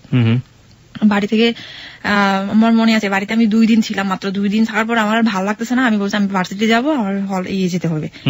তারপর যতদিন লাগে আর কি, মোস্ট প্রবাবলি 10 দিন এরকম লাগছিল আমাদের ভার্সিটি থেকে। ওখানে একটু ব্যাপার স্যাপার আছে, অফিসিয়াল ব্যাপার স্যাপার আছে সার্টিফিকেট উঠানোর জন্য। তো পরে ওখানে গেলাম, ওখানেও অনেকেই আমার পরিবর্তনটুকু বুঝতে পেরেছে আর কি, যে আমি মনে হয় কিছু একটা করেছি। আমার তখন কিছু একটা করেছি, আমার সব সময় আমি একটু টেনশনে থাকতাম সব সময়। কিন্তু এর মধ্যে আমি শুধু একজনকে বলেছি, সেটা হচ্ছে আমার বান্ধবী সুমি। ওকে বলেছি যে আমি এই কাজটা করেছি। আর কেউ জানে না, আর কেউ জানে না। তো এর মধ্যে তো আবার ঢাকায় আসলাম, ঢাকায় ট্রেনে করে আসছিলাম। আমার আরেকটা বান্ধবী ছিল সুরভি, ওর আমি, তারপর আমার হাজবেন্ড আমাকে রিসিভ করেছিল থেকে এয়ারপোর্ট। পরে এই তো এভাবেই চলতেছিল ভালোই। ফেব্রুয়ারি মাসটা খুব ভালো চলছিল। পহেলা ফাল্গুনে আমরা ঢাকা ভার্সিটি বিভিন্ন জায়গায় বিভিন্ন প্রোগ্রামে গিয়েছিলাম। এরপরে আমার ফ্যামিলি জানলো যে আমি এরকম করেছি। তো আমি তো যতটা সম্ভব আমি জানলোটা কিভাবে? আপনি যে যাকে লাভ করেন তাকে যে বিয়ে করেছেন, এবং সেটা যে আপনার পরিবারে জানলো, সেটা তো গেস করেছিল প্রথমে, কিন্তু একবার ফাইনালি জানলো কিভাবে? প্রথমে আসলে আমি যে এলাকাতে থাকি, ওই এলাকায় আমাদের এলাকার অনেক ছেলে পোলাপাইন থাকে আর কি, পোলাপাইন লোকাল যেটা বলে থাকে। ওরা হয়তো আমাদেরকে দেখছে, আসলে আমরা অনেক বেশি মেলামেশা করা শুরু করেছে কি, যে এখানে যেতাম ওখানে যেতাম, ওকে আমি নিয়ে যেতাম এই সেই। তো যার কারণে এগুলো সবাই অনেক কেউ না কেউ আমাকে ফলো করতো, যে আমি কোথাও যাচ্ছি, কি করতেছি, টাইম টু টাইম। এগুলো আমার ফ্যামিলিতে সবকিছুই বলেছে। তো যার কারণে আমার ফ্যামিলি আমার উপর আরো বেশি একদম করা শুরু করছে। ঠিক আছে।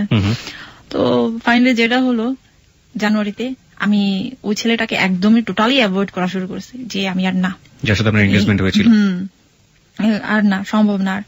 তো ফেব্রুয়ারি তো আসলো, যে আমরা বিভিন্ন গেলাম। পহেলা ফাল্গুনে বিভিন্ন প্রোগ্রামে গিয়েছি, ও আমাকে নিয়ে গেছে। তারপর 14ই ফেব্রুয়ারি ভ্যালেন্টাইন্স ডে আমার মনে আছে, 2010-এ ভ্যালেন্টাইন্স ডেতে আমরা গিয়েছিলাম হচ্ছে আশুলিয়াতে গিয়েছিলাম। আমার অনেক দিনের ইচ্ছা ছিল যে আশুলিয়া যাবো। তো আমাকে বললো আজকে আমরা আশুলিয়া যাবো, তা আমাকে নিয়ে গেছে। ওই দিন আমি ওই ছেলেটাকে বলেছি যে আমার পক্ষে তোমাকে বিয়ে করা সম্ভব না, আপনাকে বিয়ে করা সম্ভব না, আপনি কাইন্ডলি আপনার ফ্যামিলিকে বুঝান, আর আমি আমার ফ্যামিলিকে। তো এখন ওই ছেলে কি করেছে, সাথে সাথে আমার মা বাবা সবাইকে জানিয়েছে যে আমি এরকম করছি, এই অবস্থা, আপনারা কিছু একটা করেন। তো যেটা হলো, ওরকম চিন্তার মধ্যে আমাদের দিনটা অনেক ভালোই গেল। ভ্যালেন্টাইন্স ডে, ভালোবাসার দিন ভালোই গেল। তো বিকেলের আগে আমরা চলে আসলাম। এর মধ্যে কিন্তু অনেক কিছু হয়ে গেছে। আমাকে ফোন দিচ্ছে বারবার বাড়ি থেকে। তারপর তখনকার আমার শাশুড়ি, আমার মাদার ইন ল যেটা, উনি আমাকে ফোন করছে। তো আমি বিভিন্ন ভাবে অ্যাভয়েড করছি। ফাইনালি যেটা হলো, আমি মাকে বললাম, মা আমার পক্ষে এই বিয়েটা করা সম্ভব না, আই এম সরি। তো আমার মা বললো কেন? বলছে আসলে সম্ভব না, কারণ আমি আর চাচ্ছি না তোমাদেরকে রেখে আমি বাইরে যাব, বিদেশ যাব, এটা আমার পক্ষে। তখন আপনি বলেননি যে আপনি যাকে লাভ করেন তাকে বিয়ে করেছেন? কোনোদিনও বলতে পারিনি, কারণ হচ্ছে তো এটা তো আগেই বলেছি কি সমস্যা, এটা আপনাদের গোত্র থেকে কোনোভাবে এটা মেনে নেবে না। তো যাই হোক, ওরকম ভাবে আমি মাকে বলে এটা সেটা বলে যে আমি এখানে থাকবো, এখানে আমি ক্যারিয়ার করবো, হ্যান ত্যান, আমার কি এডুকেশনাল কোয়ালিফিকেশন কি। এর মধ্যে কিন্তু আমাদের রেজাল্টও হয়েছে যে আমি ফার্স্ট ক্লাস পেয়েছি, সবকিছু হয়েছে। তো আমি বিভিন্ন জায়গায় অলরেডি আমি ট্রাই করতেছি যে ব্যাংকে হ্যান ত্যান কোথাও আর কি। তারপর কি হলো, ফেব্রুয়ারি 20 তারিখে আমার মা বাবা দুজনেই আসলো, আমাকে কোনো কিছু না বলে, একদম ঢাকাতে। আমাকে কোনো কিছু না বলে আসলো। আমাকে চলে যেতে হবে হোস্টেল থেকে, আমাকে রাখবে না আর এখানে। আমার সবকিছু শেষ, সব কোর্স টোর্স কমপ্লিট করা শেষ, এখন আমাকে ঢাকা থেকে বাড়িতে নিয়ে যাবে। তা আমি তো ওকে বললাম, ঠিক, আমি মাকে বললাম যে হ্যাঁ আমি যাবো, কিন্তু আমাকে একটা দিন সময় দাও, আমার তো জিনিসপত্র আছে, আমি এগুলো গুছাতে হবে। আচ্ছা না, তোমার কোনো কিছু গুছাতে হবে না, তোমার আজকেই সবকিছু করে আমরা গাড়ি একটা ভাড়া করে আমি চলে যাবো, এরকম। তো আমি ওকে বললাম যে দেখো আমার বাবা আসছে, এখন কি করবো। তারপর সে বলছে ঠিক আছে তুমি তাহলে একটা জায়গায় আসো, ওখানে আমরা দেখা করি। ওই দিন ওর সাথে আমার দেখা হয়েছিল কিছু সময়ের জন্য। তারপর আমাকে বললো সমস্যা নেই, আমার পরীক্ষা তো শুরু হবে, এই পরীক্ষাটা তুমি বাড়িতে থাকো, একটা মাস বাড়িতে থাকো, এরপরে আমরা বাসা নিয়ে আমরা থাকবো, এরকম ভাবে আর কি, বাসা নিব। তো পরে আমি বাড়িতে গেলাম, অনেক মন খারাপ করে বাড়িতে নিয়ে গেল আমাকে। কোন রকমে মনে হয় আমি 26 দিন ছিলাম বাড়িতে, 1 মাসও থাকতে পারিনি। ওই পরীক্ষার একটা বাকি ছিল আবার। এর মধ্যে তো আমি ওর সাথে কন্টিনিউ ফোনে কথা হতো, কন্টিনিউ। এর মা আমার এটা লক্ষ্য করেছে যে আমি কারো না কারোর সাথে আমি ইনভলভ হয়ে গেছি। তারপর আমাকে মা একদিন জিজ্ঞেস করলো, মানে সবসময় তো জিজ্ঞেস করে আমি অ্যাভয়েড করি আর কি, যে না এমনিতে ফ্রেন্ডের সাথে কথা বলি হ্যান ত্যান এগুলো বলে। তারপর এমনও দিন আসছে যে ফিস করে কথা বলতে হয়েছে, আর মানে ফোনটা আমার কাছ থেকে কেড়ে নিতে চাইছিল এরকম। তারপরে আমি বললাম যে ফোন কথা বলা একটু কমাই দিই। এর মধ্যে সে আমাকে টাকা পাঠাইছে, কুরিয়ারে করে টাকা পাঠাইতো আমারে। আমার বলছে তুমি এখন আমার বউ, তোমার বাবা আমার কাছ থেকে কোনো টাকা নিবে না, এখন আমি এখন ইয়ে করবো। তো যাই হোক, ও আমাকে টাকা পাঠাতো 1000 বাড়ি যা পারি আর কি বাড়িতে। ওরকম ভাবে আমি কোন রকমে আমি সুযোগ খুঁজতেছিলাম যে আমি বাড়ি থেকে আমি চলে আসবো ব্যাগ এন্ড ব্যাগেজ। তো মাকে বললাম মা দেখো আমার একটা ইন্টারভিউ ডেট পড়েছে এরকম একটা ইয়েতে, আমার তো ঢাকায় যেতে হবে। আমার মা বলতেছে না তোর ঢাকায় যাইতে হবে না, তুই এখান থেকে তুই চাকরি করবি। আমার মা বলে টাকা দিলে কোনো সমস্যা হয় না, এখন তো ইন্টারভিউ ভালো যে বিভিন্ন ইয়েগুলো আর কি, ওগুলাতে বলে কি টাকা দিলে এখন কোনো কিছু হয় না, টাকা দিলে এখন এই সবকিছু হয়, এখন তোমার কোনো কিছু করতে হবে না। মানে আমার টোটালি হচ্ছে আমাকে ঢাকায় ছাড়বে না এরকম, যেহেতু বুঝতে পেরেছে যে আমি এরকম একটা ইনভলভ হয়ে যাচ্ছি।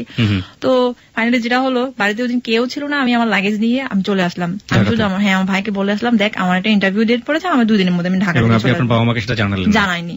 তো পরে আসার পরে ওরা বাসায় আসার পরে হয়তো ভাবছে যে আমি ওদের সাথে যোগাযোগ করবো, কিন্তু আমি ঢাকায় এসে ওদের সাথে যোগাযোগ করিনি, আমার ফোন নাম্বার বন্ধ করে দিয়েছি। এর মধ্যে আমি আবার হোস্টেলে উঠলাম, আগের হোস্টেলে উঠার পরে এর মধ্যে জানাজানি হয়ে গেছে আমি নাকি ওই ছেলেটাকে বিয়ে করে আমি সংসার করতে আসছি, হ্যান ত্যান এগুলা তো জানাজানি হয়ে গেল। তো আমাকে অলরেডি চোখে রাখতো, ফলো করতো আর কি এখানকার ছেলে এগুলো। আমি এখানকার ছেলে বলতে আপনি আসলে কোন ধরনের ছেলের কথা বলছেন? আপনাদের কমিউনিটি? হ্যাঁ, আমাদের কমিউনিটি। আপনাদের কমিউনিটি যে ছেলেগুলো সেগুলো চাইতো না যে আপনি বাঙালি ছেলের সাথে মেশেন? হ্যাঁ মিশি। তো ফাইনালি যেটা হয়েছে, ওটা তো জানাজানি হয়েছে আমি বিয়ে করেছি, এটা কেউ না কেউ হয়তো দেখেছে যে আমি শাড়ি পরেছি, এটা তো সত্যি কথা, যদিও আমি অস্বীকার করেছি, কিন্তু এটা তো সত্যি কথা। তো যেটা হলো, আমাকে এর মধ্যে এটা হোস্টেলেও রাখলো সে, আমি বলতে চাচ্ছি না লোকেশনটা, ফার্মগেটের কাছাকাছি।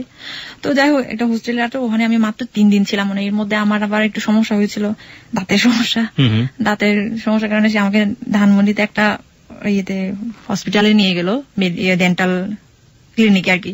তো ওখান থেকে অ্যাপয়েন্টমেন্ট সবকিছু নিলাম, ড্রেসিং করালাম। তারপরের দিন ছিল আমার হচ্ছে দাঁত করার ডেট আর কি, রুট ক্যানেল।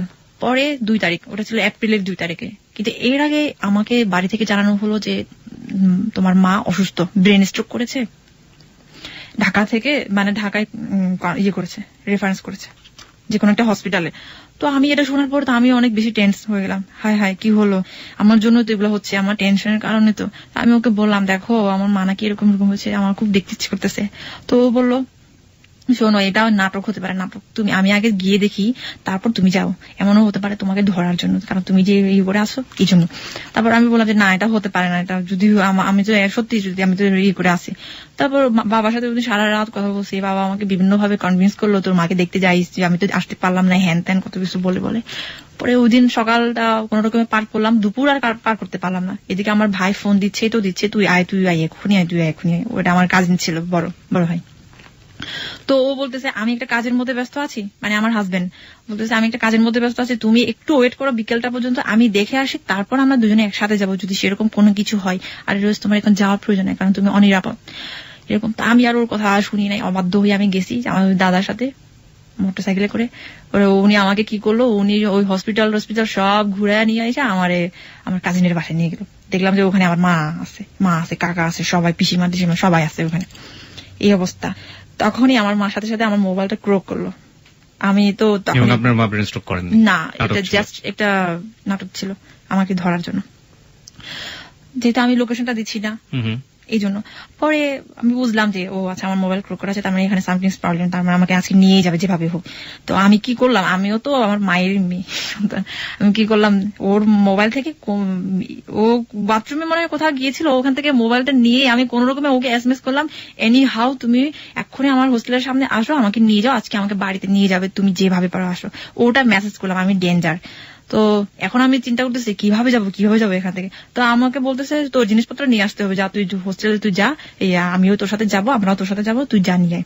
তো এখন আমি বলছি সেই সময়টা যদি, মানে আমি জানি না সামনের দিকে স্টোরিটা কি, সেই সময়টা যদি আপনাকে নিয়ে যাওয়া হতো মানে কি ধরনের ফিউচার, কি ধরনের ভবিষ্যৎ আপনার জন্য অপেক্ষা করতো আপনার কমিউনিটিতে? আমি বলছি এটা তো বলার অপেক্ষা রাখে না। যাই হোক, সেটা হচ্ছে পরে গেলাম কোন রকম একটা দোকান, ফোন ফিক্সের দোকান থেকে আমার কাছে যে টাকা ছিল সব টাকাগুলো বা ক্যাপচার করেছে, নিয়েছে। পরে 5-10 টাকা এরকম ছিল মনে হয়। 1 মিনিট ওকে ফোন দিয়েছে একটা ফোন ফিক্সের দোকান থেকে, তুমি যেভাবে পারো গাড়ি নিয়ে তুমি আসো আমার হোস্টেলের সামনে, যেভাবে পারো। তো হোস্টেলে গেলাম, আমি এই রুম থেকে ওই রুম থেকে করতে করতে টাইম পাস করতেছিলাম, মানে ওই টাইমের মধ্যে সে যেন চলে আসতে পারে। তো এর মধ্যে আমার একটা বান্ধবী ছিল, মানে বান্ধবী না, হোস্টেলের আর কি পরিচিত। ওকে বললাম যে তোমার ফোনটা থেকে একটু আমি তোমার ভাইকে একটু ফোন করি। তারপর সে বললো যে আমি তো হোস্টেলের সামনে ওই যে গেটে আসছি, এটা নিয়ে এখন আমি কিভাবে যাব? আমার উপরে আছে হচ্ছে আমার মা আর পিসিমা, আর নিচে আছে হচ্ছে আমার দাদা, আমি কিভাবে যাব? পরে আমার মা আর পিসিমাকে একটা রুমে বন্দি করে আমি দরজা দিয়ে বের হয়ে আমি চলে গেছি। চলে যাওয়ার পরে নিচে দাদা বলতেছে এই তুই কই যাস? এই তো সামনে যাইতেছি, তুই আই পিছন পিছন, তুই বাইকে উঠ। আমি বলছি না আমি উঠতে পারবো না, আমি হাইটা যেতে পারবো, কোনো সমস্যা নেই। পরে তো ও সামনে আছে, মানে 10 হাত দূরে আছে আর কি, কিন্তু আমার মনে হচ্ছে কত দূর আছে, আমার মনে হচ্ছে এখনই আমি ওর কাছে পৌঁছে যাই, এরকম মনে হচ্ছিল। ও আমার দিকে তাকিয়ে আছে, আমার মনে আছে এখনো সে একটা টিয়া কালারের শার্ট পরেছিল। তারপর গেলাম, সিএনজি ভাড়া করে আসছিল, সিএনজিতে উঠলাম। উঠার পর একটু মনে গিয়েছি, যাওয়ার পরে আমার দাদা আমাদেরকে ধরে ফেললো, সিএনজিটা করলো, আটকানোর পরে সিএনজি ওয়ালা বলতেছে এখানে মনে হয় সমস্যা আছে, ভাইজান আপনারা নামেন, আমি আপনাদেরকে আর নিতে পারছি না। এখন কিচ্ছু করার নেই, বাধ্য হয়ে আমরা নামলাম, দুজনের হাত শক্তভাবে ধরে আছি। সে আমাকে বলতেছে কোনোভাবে তুমি আমার হাত ছাড়বে না। তারপর আমি তো কান্না শুরু করে দিচ্ছি ওখানে। আমার মা পিসিমা অলরেডি চলে আসছে। এখন আমরা বলতেছি, তারপর আমার ভাই বলতেছে এই আমার হাজবেন্ডকে বলতেছে তুই এরে কোথায় নিয়ে যাস, তুই আমার বোনটারে তুই কোথায় নিয়ে যাস? হ্যাঁ, তারপর চিল্লাচিল্লি করতেছে, এই ভাই লোকজন শোনেন, আমার বোনটারে সে ধরে নিয়ে যাইতেছে, এরকম ভাবে মানুষজন জোর করতেছে। তারপর অনেকেই আসছে, দোকানদার কত কিছু আসছে ওখানে, যারা ছিল পথচারী তারাও আসছে। পরে আমি বললাম যে না ও আমাকে ধরে নিয়ে যাচ্ছে না, আমরা বিয়ে করেছি, দুজনকে অনেক ভালোবাসে, আমরা চলে যাচ্ছি, ওরা আমাদেরকে ডিস্টার্ব করছে। তারপর এর মধ্যে ওরাও একটু হলো, হ্যাঁ ওরা তো ভালোবাসে, তারা চলে যাক এরকম ভাবে। কিন্তু এর মধ্যে আমার ভাইটা করলো যেটা বলে আর কি, যে না ও কিন্তু অমুক ধর্মের, মানে অমুক এভাবে বুঝেছে। তারপর ওই লোকগুলো আরো বেশি হয়ে গেল। তারপর বলে যে ঠিক আছে এখানে একটা ব্যবস্থা করতে হবে, বিচার করতে হবে। অমুক ধর্মের মানে ছেলেটার রিলিজিয়নের, হ্যাঁ, এটা কেন বললো? যাতে লোকজন তার উপর জোর হয়, এটা হয় যেন আমাকে আটকে রাখতে পারে। ঠিক আছে, তো আমি বললাম যে এটা বলার পর লোকজন কি করলো? হ্যাঁ, লোকজন ঠিকই তাই করলো, এরকম করলো যে এখানে তো মুরব্বী আছে, যেহেতু ওই মেয়েটা এখানেই থাকে তাহলে তো নিশ্চয়ই এলাকারই একটা সমস্যা, সো এটা আমরা এভাবে করবো, লোকজনগুলো বললো। মানে আপনার বরের উপরে তারা চড়াও? হ্যাঁ, চড়াও হলো। ঠিক আছে, পরে ওখান থেকে আমরা দৌড়ে একদম দুজনকে ধরছি একদম সিনেমেটিক কাহিনীর মতো। পিছনে ওরা আসতেছে দৌড়ায়, আমরা যাচ্ছি সামনে এরকম ভাবে। আমরা চাচ্ছিলাম যে কোন রাস্তা ফাঁকা থাকলে আমরা সেদিক দিয়ে বের হয়ে যাবো এরকম, কিন্তু হোস্টেলের সামনেই কাহিনী। হ্যাঁ, হোস্টেলের সামনেই। তারপর ওখান থেকে কমিউনিটি পুলিশ আসলো, আসার পরে আমাদেরকে ধরে ফেললো। ধরার পরে ওখানে একটা সালিশ কেন্দ্র আছে, ওই সালিশ কেন্দ্রে নিয়ে যাওয়া হলো আমাদেরকে দুজনকে। ওখানে তো এর মধ্যে আমাদের কাকা, মানে আত্মীয় স্বজন যারা আছে ঢাকায়, সবাইকে কল করা হয়েছে, সবাই আসছে। এবং আমাদের কমিউনিটির কম হলেও 200 থেকে 250 ছেলে আসছে, এরকম আসছে এই ধরনের ঘটনা শোনার পরে। সব তো এখন তো যেহেতু ফোনে সবকিছুই হয়, এখন কোনো সমস্যা হয় না। তো যাই হোক, আসার পরে ওখানে আমাদেরকে রাখলো সালিশ কেন্দ্রে। ওখানকার পাড়ার মুরব্বী আসলো, চেয়ারম্যান যে আসে, তারপর আসার পরে ওরা বলতেছে সবকিছু জানাজানি হয়ে গেল। আমাকে মানে কি বলবো, জানাজানি হয়ে গেল। ওখানে জিজ্ঞেস করতেছে মেয়েটার নাম কি, হ্যান ত্যান, ছেলেটার নাম কি, সবকিছু। তারপর বয়স সবকিছু জিজ্ঞেস করলো, আমরা কি করেছি, বিয়ে করেছি, সবকিছুই। তারপর এখন ওরা বলতেছে না তারা তো ঠিক আছে, ওরা যেহেতু প্রাপ্তবয়স্ক বিয়ে করেছে, এখানে তো আর বাধা দেওয়ার কিছুই নাই, আপনারা তো এখানে আর কিছু করতে পারবে না। আমার মা বাবা মানে কাকা পিসিমাদেরকে বলতেছে। তো আমার মা কিছুতেই মানতে পারে না, কোনো রকমে এটা মানা যাবে না, আমার মেয়েকে আমি নিয়ে যাবো যেভাবেই হোক। এখন আমাকে জিজ্ঞেস করছে ওই লোকটা, মানে এত মানুষের সামনে, ওই মহিলা আপনার কি হয়? আমি তখন বলেছিলাম আমার কেউ হয় না, আমি ওনাকে চিনি না। আমি আমার মাকে পর্যন্ত অস্বীকার করেছি, তখন বলেছি না কেউ না। পরে আমাকে অনেক জোরে একটা থাপ্পড় দিল, এতগুলো মানুষের সামনে আমাকে চুল ধরে টানলো, কত আমি আমার হাজবেন্ডকে জড়াই ধরে আসছে, তো ধরে আসে এত মানুষের সামনে। আমার লজ্জা ভয় ভীতি কোনো কিছু ছিল না তখন, মানে কোনো কিছু না। আমি জানি আমাকে নিয়ে গেলে আমার কি পরিণত হবে সেটা তো আমি খুব ভালো করে জানি, কারণ আমি ছোটবেলা থেকে ওই কমিউনিটিতে বড় হয়েছি, দেখেছি এর আগেও অনেক কিছুই। তো ওটা তো, কিন্তু দুর্ভাগ্য আমাদের, যদিও সবকিছুই আমাদের পক্ষে ছিল। এরপরে পুলিশ আসলো, তেজগাঁও থানার পুলিশ আসলো। আসার পরে তো পুলিশ এসেও বললো যে না ওরা তো ঠিক আছে, ওরা প্রাপ্তবয়স্ক, ওরা বিয়ে, সমস্যা নাই তো। কিন্তু মানে এখন যেটা হয় আর কি, ক্ষমতার জোর থাকলে আসলে কোনো কিছুই হয় না, আইনও এখানে হার মানে। ওই দিন ঠিক তাই এরকম হয়েছিল। আমার কাকার উপর লেভেলের একজনকে ফোন করা হলো যে এরকম এরকম সমস্যা, যেভাবে হোক আমরা ওকে রাখতে চাই, আমাদের মেয়েটাকে আমাদের কাছে রাখতে চাই। তো ওখান থেকে উপর লেভেল থেকে ফোন আসলো ওই পুলিশের কাছে, তেজগাঁও থানার ওসি ছিলেন উনি, ওনাকে ফোন দিয়ে বললো যে যেভাবে হোক মেয়েটাকে মেয়ের মায়ের কাছে ফিরে দাও, আদারওয়াইজ আপনার চাকরি থাকবে না। যে বললো সেও আপনাদের কমিউনিটির? হ্যাঁ, আমাদের কমিউনিটির। তারপর হচ্ছে তো এরকম ভাবে এখন পুলিশটাও তো যেহেতু চাকরি নিয়ে টানাটানি হয়ে গেল, স্বাভাবিক এখন সে আর আমাদের আর পক্ষে থাকতে পারতেছে না। এখন ওকে আমার হাজবেন্ডকে বললো, তো আমার হাজবেন্ড, আমি তো ওকে ছাড়তেছি না, ও আমাকে ছাড়তেছে না, এরকম ভাবে। তা এখন বলতেছে ঠিক আছে তাহলে তোমার বাবা মাকে ডাকো, ওকে বলতেছে। তো ও বলতেছে আমার তো বাবা নেই, মা আছে, মা অনেক বয়স্ক মানুষ, ওনাকে এই কথাগুলো বলা যাবে না। বলছে তাহলে তোমার ভাই তো আছে? বলছে না, ভাইকেও ডাকা যাবে না, এরকম সমস্যা। কারণ ওর ফ্যামিলিতে এগুলো এখন পর্যন্ত জানায়নি, এখনো পর্যন্ত এগুলো বলছি। তারপর এই অবস্থা। এখন শুধু ঢাকায় কি আছে, ঢাকায় ওর একটা দুলাভাই আছে, ও যে বাসায় থাকতো ওই বাসার মালিক আর কি। হ্যাঁ, দুলাভাই থাকে।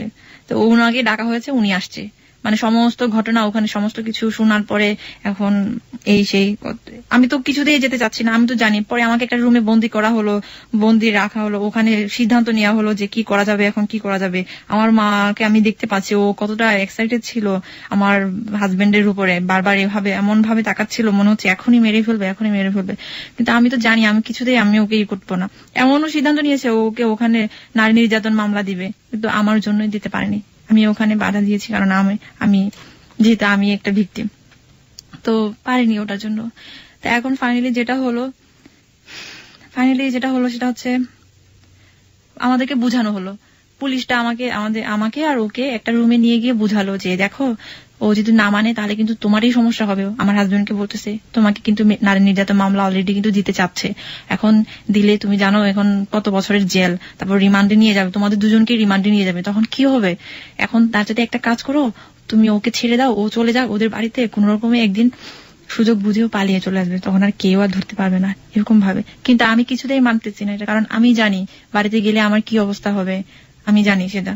আমি বারবার বলতেছি না, ওখানে গেলে আমাকে নিলামে দিবে, ওখানে গেলে আমাকে এরকম বয়স্ক মানুষের সাথে বিয়ে দিবে, আমি জানি আমাকে মেরে ফেলবে, ওখানে এমনও হতে পারে আমাকে জঙ্গলে দিবে। আমি এগুলো অনেক কান্না করছিলাম আর বলছিলাম এসব কথা।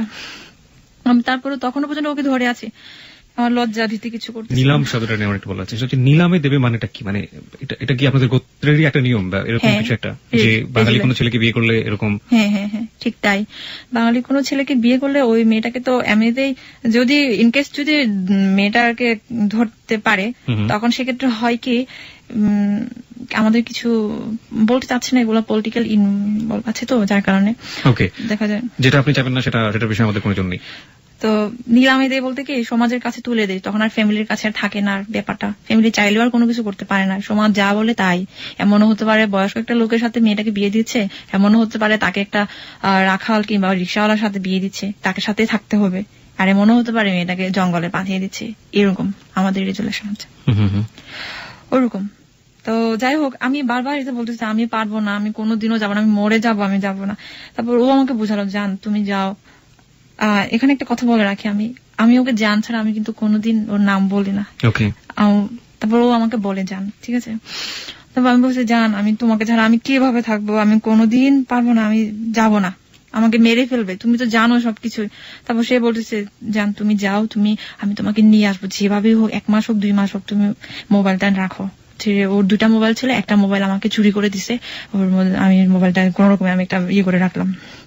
এর মধ্যে কিন্তু আমাদেরকে সবাই যে যার মতো করে ভিডিও করতেছে, হ্যান ত্যান করতেছে, কত কিছু করে। মানে ওই সময়টাতে ভিডিও করছে? হ্যাঁ, ভিডিও করছে অনেকেই। মানে আপনার যে ছেলেগুলোর কথা বলছেন, আপনার কমিউনিটির বিভিন্ন ছেলেরা এগুলো ভিডিও করতেছে, আপনাদের যে টর্চার গুলো হচ্ছে ভিডিও করছে? হ্যাঁ, আমাকে ওখানে অনেক মারছে, ওকেও মারছে। তারপর পরে ওখান থেকে বের হলাম, অনেক কাঁদতেছি আমি জানি আমার কপালে কি আছে, কিন্তু জানি না ওর তখনকার ফিলিংসটা কেমন ছিল ওর, আমি এটা জানি না। আমার ফিলিংসটা ছিল এটাই যে আমি ওকে হারালাম, আমার জীবন থেকে আমি হারালাম। তো গেট থেকে বের হওয়ার সময় ওকে পুলিশে নিয়ে যাচ্ছে, আমাকে আমার মা বাবা আমার আত্মীয় স্বজন আমাকে ধরে রাখছে, আমার মা এমন ভাবে ধরে রাখছে আমি মনে আসামি। পরে ওকে ওরকম ভাবে আমি বললাম যে জান আমি যাচ্ছি, আমি জানি তোমার সাথে আমার আর কোনোদিন দেখা হবে না এই জীবনে, তুমি ভালো থেকো, এটা শুধু বলছিলাম, কান্না করছিলাম। পরে ওকে নিয়ে গেল থানায়, আমি থানায় নাকি কোথায় নিয়ে গেলো জানি না, থানায় মনে হয় নিয়ে গেছে। পরে আমাকে হোস্টেলে নিয়ে আসলো, হোস্টেলে আসার পর আমার মা অনেক মারছে আমাকে, অনেক মারছে, চুল ধরে এসেছে। পরে একটা পর্যায়ে আমি সেন্সলেস হয়ে গেলাম ওখানে। সেন্সলেস হওয়ার পরে আবার সেন্স ফিরে আসলো, দেখলাম যে হোস্টেলে অনেক জোরো সোরো হয়ে আছে। ওর মধ্যেও আমি ওর সাথে মানে যোগাযোগ করতে চাচ্ছিলাম, কিন্তু পারতেছিলাম না, কারণ আমার কাছে ফোন টোন কিছুই ছিল না। পরে আমি জানি, পরে ওখান থেকে সার্টিফিকেট সবকিছু নিয়ে বের করা হলো আমাকে। একসাথে রিক্সায় উঠলাম, কাকা, আমি আর আমার মা। আমাকে এমন ভাবে ধরে রাখছে যেন আমি রিক্সা থেকে যেন পড়তে না পারে। আমি বারবার চাচ্ছিলাম যে আমি মরে যাব। রাস্তায় অনেক বড় বড় ট্রাক গাড়ি যাচ্ছে, তো ওখানে আমি পড়ে যেতে চাচ্ছিলাম, মানে আমি নিজে থেকেই আমি বাঁচবো না এরকম। তো আমাকে এমন ভাবে ধরছে যে যেন আমি পড়তে না পারি এরকম। পরে বাসায় নিয়ে যাওয়ার পর বাসায় নিয়ে যাওয়ার পর আমি শুধু কান্না করতেছি। আমাদের অনেক লোকজন আসছে ওখানে, আমাকে অনেক কিছুই বলতেছে যে এত শিক্ষিত একটা মেয়ে, এত মেয়ে কিভাবে এই কাজটা করতে পারলো, এটা তো সম্ভব না, ওকে তো এর চেয়ে আরো বেশি করা উচিত। আচ্ছা, আমি আরেকটা কথা বলতে ভুলে গেছি, সেটা হচ্ছে ওই সালিশ কেন্দ্রে যখন ছিলাম তখন একটা অঙ্গীকারপত্র দিতে হয়েছিল। সেটা হচ্ছে আমার মা বাবারও অঙ্গীকারপত্র দিতে হয়েছে যে মেয়েকে যদি আমরা ঘরে নিয়ে যাই, বাড়িতে নিয়ে যাই, ওর উপর মানসিক বলেন শারীরিক বলেন কোন রকমের টর্চার করতে পারবো না।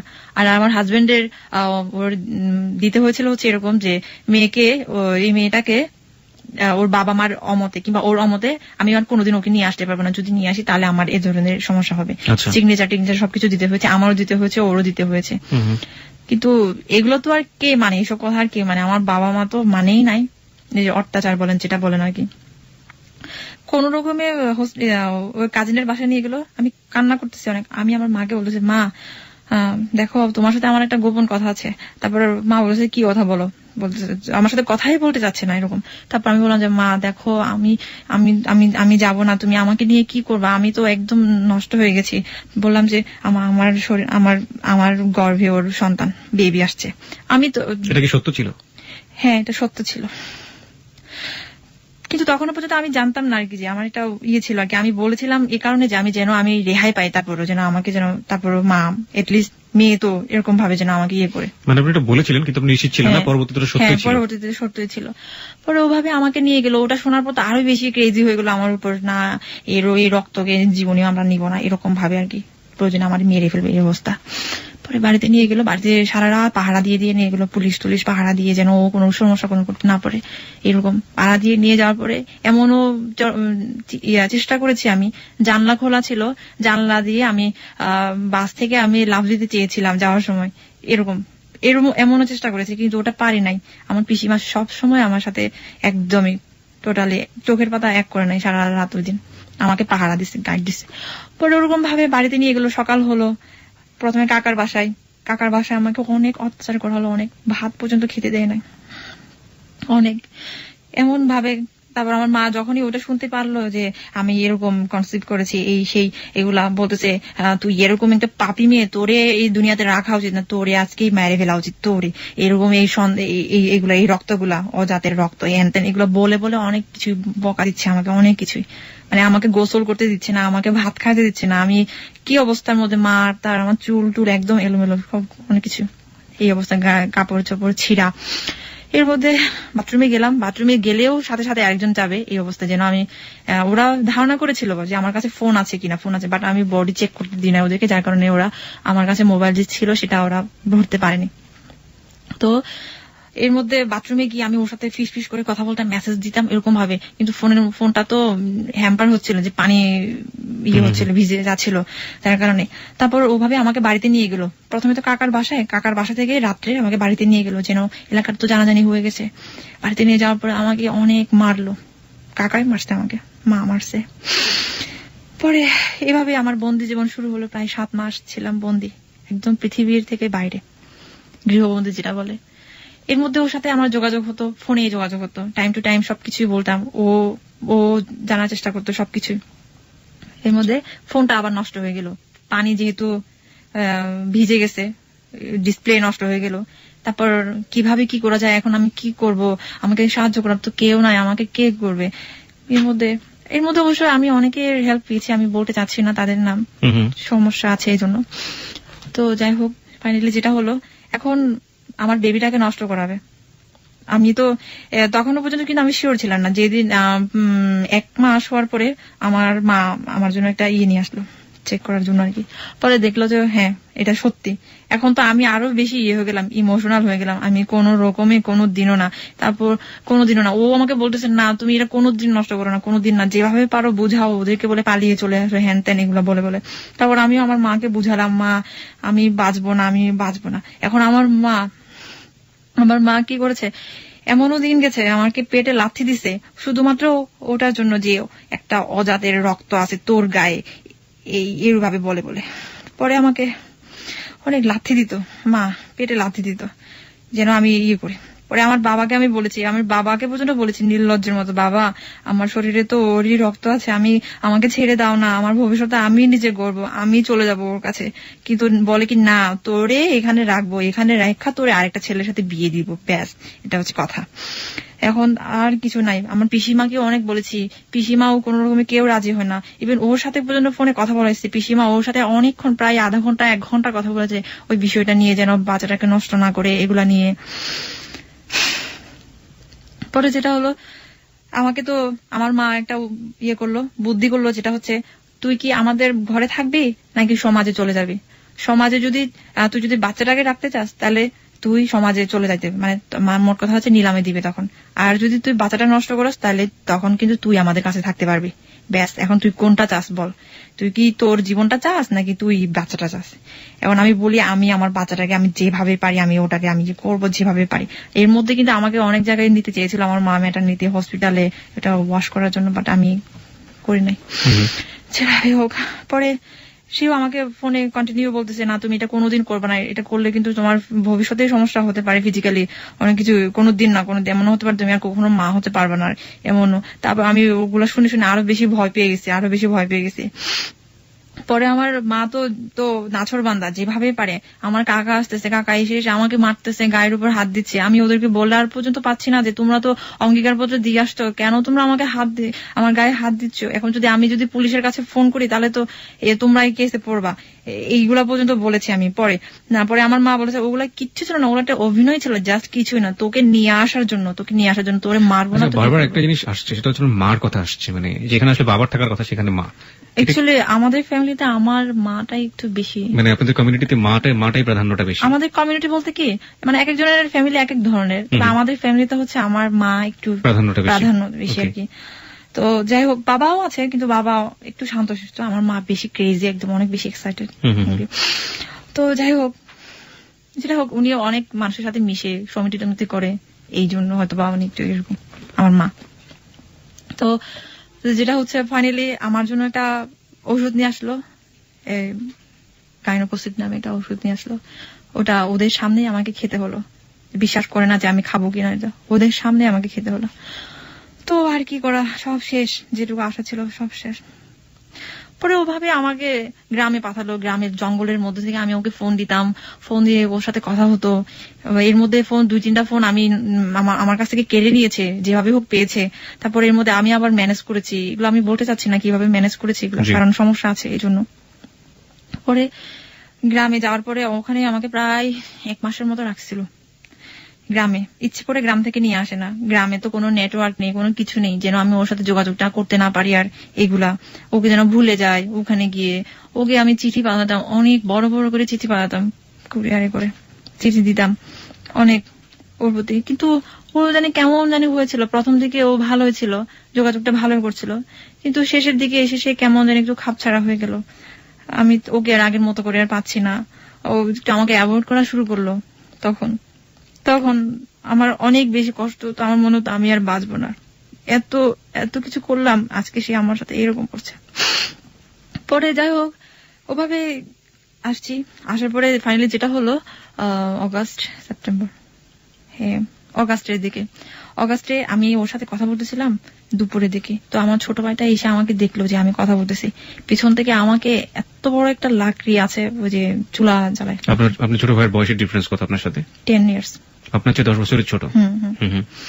তো আমাকে পিছন থেকে এমন জোরে মারলো, আমি একদম পড়ে গেলাম, কিন্তু আমি মোবাইলটা হাত ছাড়া করি নাই। ও শুনছে কিন্তু আমার কিছু হয়েছে, মানে আমার হাজবেন্ডও শুনেছে। এর মধ্যে তো আমাকে মারলো, আমি মোবাইলটা কিছুতেই হাত ছাড়া করি নাই। কি করছে, মোবাইলটা আমি আমার জানলা থেকে আমি পুকুরে ফেলাই দিচ্ছে, পুকুর একটা ছিল পাশে পানি, ওখানে ফেলে দিচ্ছি, তারপর যেন না দেখে। ওই জন্য আমাকে অনেক মারছে, আমার ভাই এত মারছে। পরে আমি কি করলাম, আমার জীবনটা আর রেখে কি করব। আমি ওই দিন আমাদের বিষ ছিল, ইঁদুর মারার বিষ ছিল, ও ইঁদুর মারার বিষ খেয়েছি যে মরে যাব আজকে। ইঁদুর মারার বিষ খাওয়ার পরে আমি বমি করছি, সাথে সাথে আবার সেন্সলেস হয়ে পড়ছি। সেন্সলেস হওয়ার পরে আমি আর জানি না কি হয়েছে। পরে যখন সেন্স ফিরে আসলো তখন দেখলাম আমি হসপিটালে, আমাকে ওয়াশ করাচ্ছে। এত কষ্ট হচ্ছিল যখন আমাকে ওয়াশ করাচ্ছিল। তো ওয়াশ করানো হলো, ওখানে হসপিটালে 2 দিন ছিলাম। 2 দিন রাখলো আমাকে। অনেক মানুষ অনেক কথা বলছে, নিন্দা করছে, এটা তো স্বাভাবিক। যারা নিন্দা করছে তারা তো সবাই আপনার গোত্রের, আমাদেরই গোত্রের মানুষ। একজন মানুষ কি আপনার পাশে দাঁড়ায়? আমার না, আপনাদের গোত্রের কেউ না, নট এ সিঙ্গেল পার্সন। শুধু একজন ছিল, উনি আবার ঢাকা টেক্সটাইল ইউনিভার্সিটির প্রফেসর। উনি বলছিল যে ওকে ছেড়ে দিন না, আমার ও তো ওর জন্য তো খারাপ লাগতেছে, আমার বেচারি ও তো মরেই যাবে, ওকে ছেড়ে দিন, যাকে ভালোবাসে তার। উনি বলছিল শুধুমাত্র। এই কথা শোনার পরে আমার কাকা বলে কোনো দিনও না, ওকে মেরে ফেলা হবে, তারপরও মরে যাক, তারপর ও ছেলের কাছে যাবে না। তারপর আমার মা বলে ওরকম একটা ছেলের সাথে আমার মেয়েকে দিব কোনো দিনও না, যে ছেলে কিনা এইগুলা করে রাস্তার ফকিরের মতো করে ফেরিওয়ালা করে করে বেড়ায়, তার সাথে দেখতে কেমন হ্যান ত্যান কত কিছু বলতো, আমাকে বলতো। আমার এগুলো শুনে আমার অনেক কষ্ট হতো, আমি অনেক কান্না করতাম, প্রতিবাদও করতে পারতাম না। শুধু বলতাম যে আমি ওকে অনেক ভালোবাসি, তোমরা যতই যাই বলো না কেন, কোনো দিনও না। এর মধ্যে ওকে আবার কেস করতে চেয়েছিল ওখান থেকেই। তা আমি বলেছি, আমাকে অনেকবার কনভিন্স করানো হয়েছিল, আমি বলছি কোনো দিনও না, আমাকে মেরে ফেলো, তারপর তোমরা ওকে কেস করতে পারবে না।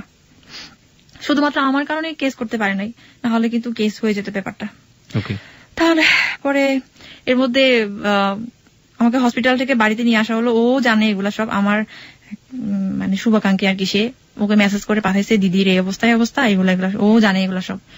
এর মধ্যে আমি ওকে বললাম যে দেখো আমার আর এখানে থাকা সম্ভব না, তুমি আমাকে কবে নিয়ে যাবা। ও আমাকে এই মাস ওই মাস বলে বলে ওভাবে রাখতে রাখতে ফাইনালি যেটা বলছে ডিসেম্বর ছাড়া আমি তোমাকে নিয়ে আসতে পারছি না। আপনি যাকে বিয়ে করলেন সে? তারপর আমি বললাম ডিসেম্বর পর্যন্ত আমি কিভাবে থাকবো। এর মধ্যে আমাকে আর একটা বয়স্ক একটা লোকের সাথে আমার বিয়ে ঠিক করেছে, যে কিনা সুইজারল্যান্ডে থাকে। সে কি আপনাদের কমিউনিটির? হ্যাঁ, আমাদের কমিউনিটিরই ছিল, কিন্তু বয়সে অনেক ডিফারেন্স, অনেক। তো আমি তো এটা কিছুতেই মানতে পারছিলাম না। আমার এখন অক্টোবরের 5 তারিখে বিয়ের ডেট হয়েছিল আর কি। তো আমি এখান থেকে আমি কিভাবে পালিয়ে যাব, আমার কিভাবে। এখন ওর সাথে আমার আবার রিলেশনটা খারাপ হয়ে গেছিল, ও চাচ্ছে না যে আমি ঢাকায় ব্যাক করিয়ে দাও, হয়তো বা কোনো কারণেই হোক, চাচ্ছে না পরে এভাবে হোক। তো পরে যাই হোক, ও চাচ্ছিল না আপনি ঢাকাতে ব্যাক করেন, হয়তো বা কোনো কারণে আর কি। আচ্ছা ঠিক আছে। কিন্তু আমি তো জানি আমি কি অবস্থায় আছে। আমি বলছি তুমি চাও বা না চাও, আমার এখানে আর প্রাণে বাঁচার দায় হয়ে গেছে। আমার এখানে আর কেউ না, আমার মাও নেই আমার কাছে।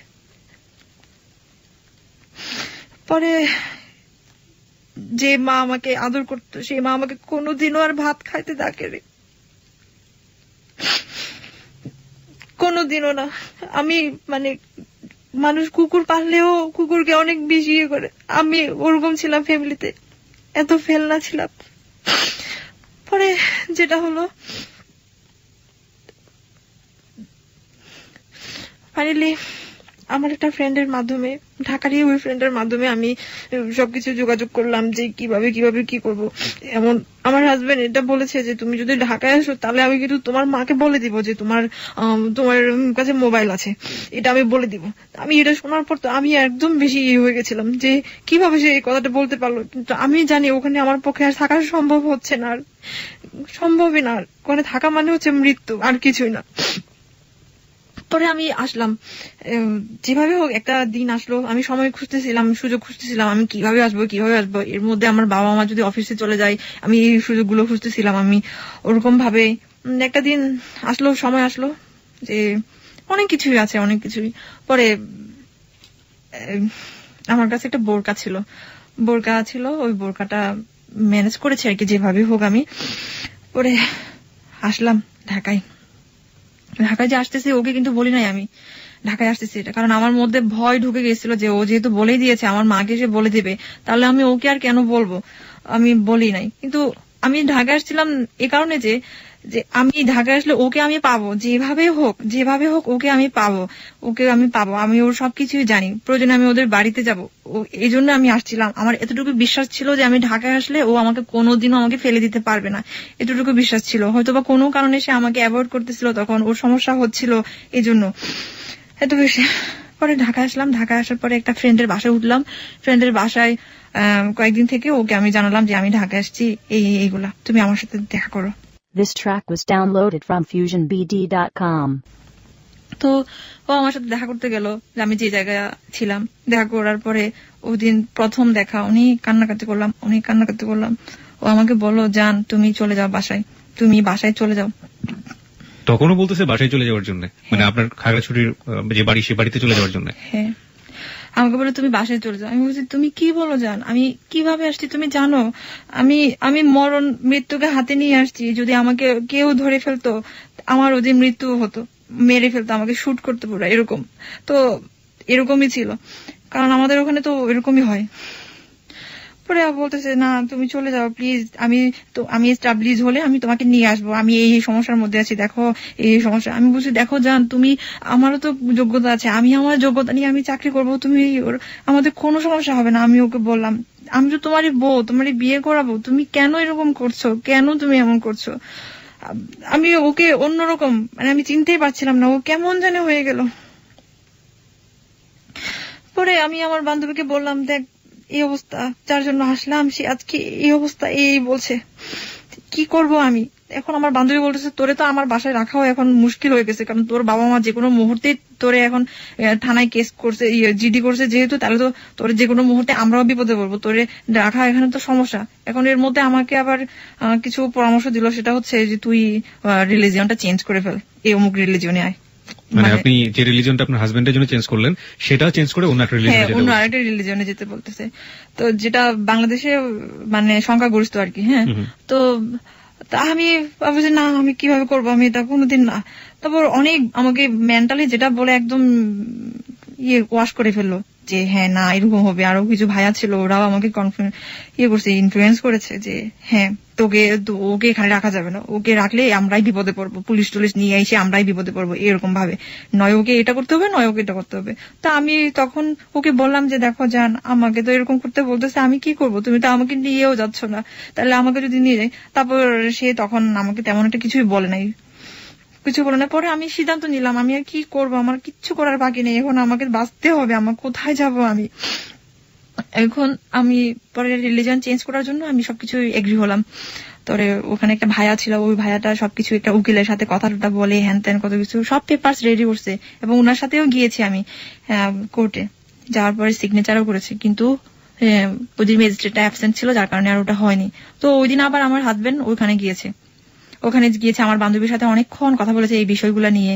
ওরও অনেক মন খারাপ ছিল, আসার সময় ফোনে কথা হয়েছে, ফোনে আমি কান্না করতেছি, বারবার ও ফোন দিচ্ছে, কাঁদতেছি, কথা বলতেছি, বলছে জান তুমি এই কাজটা করলা, এই কাজটা যদি করো তোমার সাথে আমার আর কোনোদিন দেখা হবে না, কোনোদিন মিলন হবে না, যেটুকু মিলন হওয়ার কথা ছিল সেটাও আর হবে না। আমি বলছি এগুলো তো তোমার জন্যই হচ্ছে, তুমি কেন আমাকে তুমি নিয়ে যাচ্ছ না, আমি তোমার জন্যই আসছি। পরে বলতেছে তুমি এটা করো না, আমি তোমাকে নিয়ে যাব, যেভাবে আমি তোমাকে নিয়ে যাব। এটা বলার পরে আমি আর একটু মনে একটু আশ্বাস পেলাম। তাহলে আমি আমার বান্ধবীকে বললাম, আমি যেটা করেছি আমি এটা করতে পারবো না, এখানেই শেষ। আবার এখন আমার বান্ধবী আমার উপর খেপে গেছে, যেহেতু আমি ওর বাসায় এতদিন ছিলাম, এখন বলতেছে তুই পৃথিবী একদিকে, তোর জামাই একদিকে, তুই কি করতেছস, তুই তোর জামাইটারে বেছে নিতেছ। আমি বলছি অবশ্যই, আমি আমার জামাইয়ের জন্য আমি আসছি, এখন তুই যা বলিস না কেন। আমি এখন ওর সাথে আমার একটু সম্পর্কটা খারাপ হয়ে গেছিল, ফাইনালি সে যেটা করলো আমাকে আর ওর বাসায় রাখলো না। আর এখন আমার হাজবেন্ড একটা বাসা নিয়ে ওখানে আর একটা বাসায় রাখলো আমাকে। ফার্স্ট টাইম আপনারা একটা বাসা নিলেন এবং সে বাসাটাই উঠলেন। ওকে, সাবলেট আর কি, সাবলেটে। হ্যাঁ, পরে ওখান থেকে আমাদের সংসার শুরু হয়। এই তো কত সালে সংসারটা শুরু হলো? 2010 নভেম্বরে 26 তারিখে। তো ওভাবে একটু সংসারটা যেরকম ভাবে চেয়েছিলাম আস্তে আস্তে হচ্ছে, এটা সেটা টুকিটাকি জিনিস কিনা শুরু করলাম, যেহেতু তো এর মধ্যে ভালোই যাচ্ছিল, সবকিছুই ভালোই হচ্ছিল, সবকিছুই ও আসতেছে। কিন্তু একটা সমস্যা ছিল, ওর ফ্যামিলিতে তো যেহেতু ও ডিসক্লোজ করে নাই ব্যাপারটা, ও যে বিয়ে করেছে এটা নিয়ে সমস্যা ছিল, তার কারণে সে আমার সাথে কন্টিনিউ থাকতে পারতো না আর কি। তো এরকম ভাবেই আসা যাওয়ার মধ্যে থাকতো। পরে আমি এর মধ্যে আমি একটা চাকরিতে জয়েন করলাম স্কুলে, ওটাও আরেকটা স্কুলে ছিল, স্কুলে জয়েন করলাম। এভাবেই চলতেছিল, ভালোই চলতেছিল। মাঝে আবার অনেক কিছু হলো, যে এভাবে আমার একটু জিদটা একটু বেশি ছিল আর কি, যে ও অনেক সময় ব্যস্ত থাকতো, আমি চাইতাম ও সবসময় আমার কাছে থাকুক, যেটা আমি একা সবসময় বাবা মা যত আমাকে অত্যাচার করুক না কেন ওদের কথা মনে পড়ে, কান্না করতাম সারাদিন, বাসায় একা একা থাকতাম। পরে ও আমার একটু জিদ বেশি ছিল, জিদটা এরকম ছিল যে ও যদি ব্যস্ত থাকতো, আমি ফোন দিলে রিসিভ না করলে আমি শুধু ফোন দিতেই থাকতাম। তো ওইগুলো পছন্দ করতো না, একদমই অপছন্দ করতো। তো এরকম ভাবে ও মাঝে মাঝে আমাকে করতো, ঝাড়ি টাড়ি দিত এমন। তো পরে যাই হোক একদিন কি করলাম, সে আমার জন্য একটা জিনিস নিয়ে আসলো, একটা গিফট নিয়ে আসলো আর কি। একটা গিফট নিয়ে আসলো, ওই প্যাকেটটা ওদের এলাকারই একটা দোকানের প্যাকেট ছিল। তো আমার তো ওর কারো নাম্বার আমার কাছে ছিল না, যেহেতু আমার একটা আনসার্টেন একটা লাইফ, সে আমাকে আদৌ কি ওর বাড়িতে নিয়ে যাবে নাকি কি যাবে, আমার এগুলো নিয়ে একটু টেনশন ছিল আমার। সরি। পরে আনসার্টেন, তো আমি কি করলাম, ওই নাম্বারে ফোন দিলাম, ওই নাম্বারে ফোন দিয়ে বললাম যে এটা কি অমুক জায়গা, বলো যে হ্যাঁ অমুক জায়গা। এটা কি অমুক দোকান, হ্যাঁ অমুক দোকান। আচ্ছা, তারপর আমি ডিটেলস বললাম, ওর ভাই সম্পর্কে তো জানি, এই জন্য ভাইকে বলার পরে সে বলছে হ্যাঁ হ্যাঁ চিনি তো, উনি তো খুবই মান্যজন একজন মানুষ এলাকার এরকম। তো তা আমি বললাম যে এরকম ওনার ভাই আমাকে এভাবে বিয়ে করে রেখেছে একটা জায়গায়, এখনো পর্যন্ত আমি এরকম অসহায়ের মধ্যে আছি, আমাকে প্লিজ একটু হেল্প করেন। আমি এগুলো অবশ্যই বলেছি, যার করে সে এগুলো পরে শুনতে পারছে। পরে শোনার পরে সে আমার উপর অনেক বেশি খেপে গেছে, অনেক বেশি খেপে গেছে এই কারণে যে কেন আমি এগুলা ওর অবাধ্য হয়ে এগুলা করলাম। তারপর আমি আবার পরে আবার সরিও বলছি, ঠিক আছে আমি আর কোনোদিন এগুলা করবো না কোনোদিন। তারপর আমার এভাবেই চলতো, এভাবে তো দেখা যায় ও 2 দিন 3 দিন ফোন অফ থাকতো, ফোন দিত না আমাকে, এরকম ভাবে আমার আরো বেশি টেনশন হতো, আরো বেশি। এখন এর মধ্যে আমি ওর একটা ফ্রেন্ডের নাম্বার আমার কাছে ছিল আর কি, হ্যাঁ, ওর ফ্রেন্ডের সাথে আমি যোগাযোগ করলাম। তো ওর ফ্রেন্ডটা আমাকে বললো আর কি, যে অনেক কিছুই বললো ওর সম্পর্কে, আমি এগুলা এখন একটু বলতে চাচ্ছি না, বললো। তারপর এগুলো শোনার পরে আমার তো আরো বেশি একদম বেশি টেনশন হয়ে গেল। তা আমি বললাম যে দেখো তুমি কি আমাকে তোমাদের ফ্যামিলিতে কখনোই স্টাবলিশ করতে পারবে না? সে বলতেছে তুমি একটু ওয়েট করো না, তুমি দেখো না কি হয়, দেখো।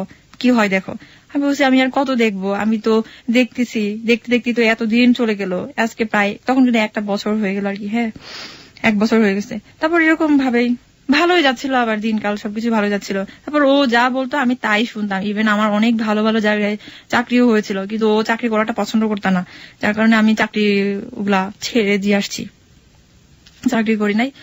এরকম ভাবে মানে টোটালি ক্যারিয়ারে আমি কোনো কিছু করতে পারি নাই, আমার নিয়ে কিচ্ছু নাই, যেহেতু আমার আবার মেন সার্টিফিকেট নেই আমার কাছে। আসার সময় আমি এগুলো কিছুই নিয়ে আসতে পারিনি, আমার অরিজিনাল সার্টিফিকেট সব ক্রো করে রাখছে আমার বাবা মা, কিছুই নিয়ে আসতে পারিনি আমি। এরকম শুধুমাত্র ফটোকপি নিয়ে আসছিলাম, ফটোকপি ছিল আমার কাছে ওগুলা নিয়ে, কিন্তু মেন সার্টিফিকেট আমি নিয়ে আসতে পারিনি।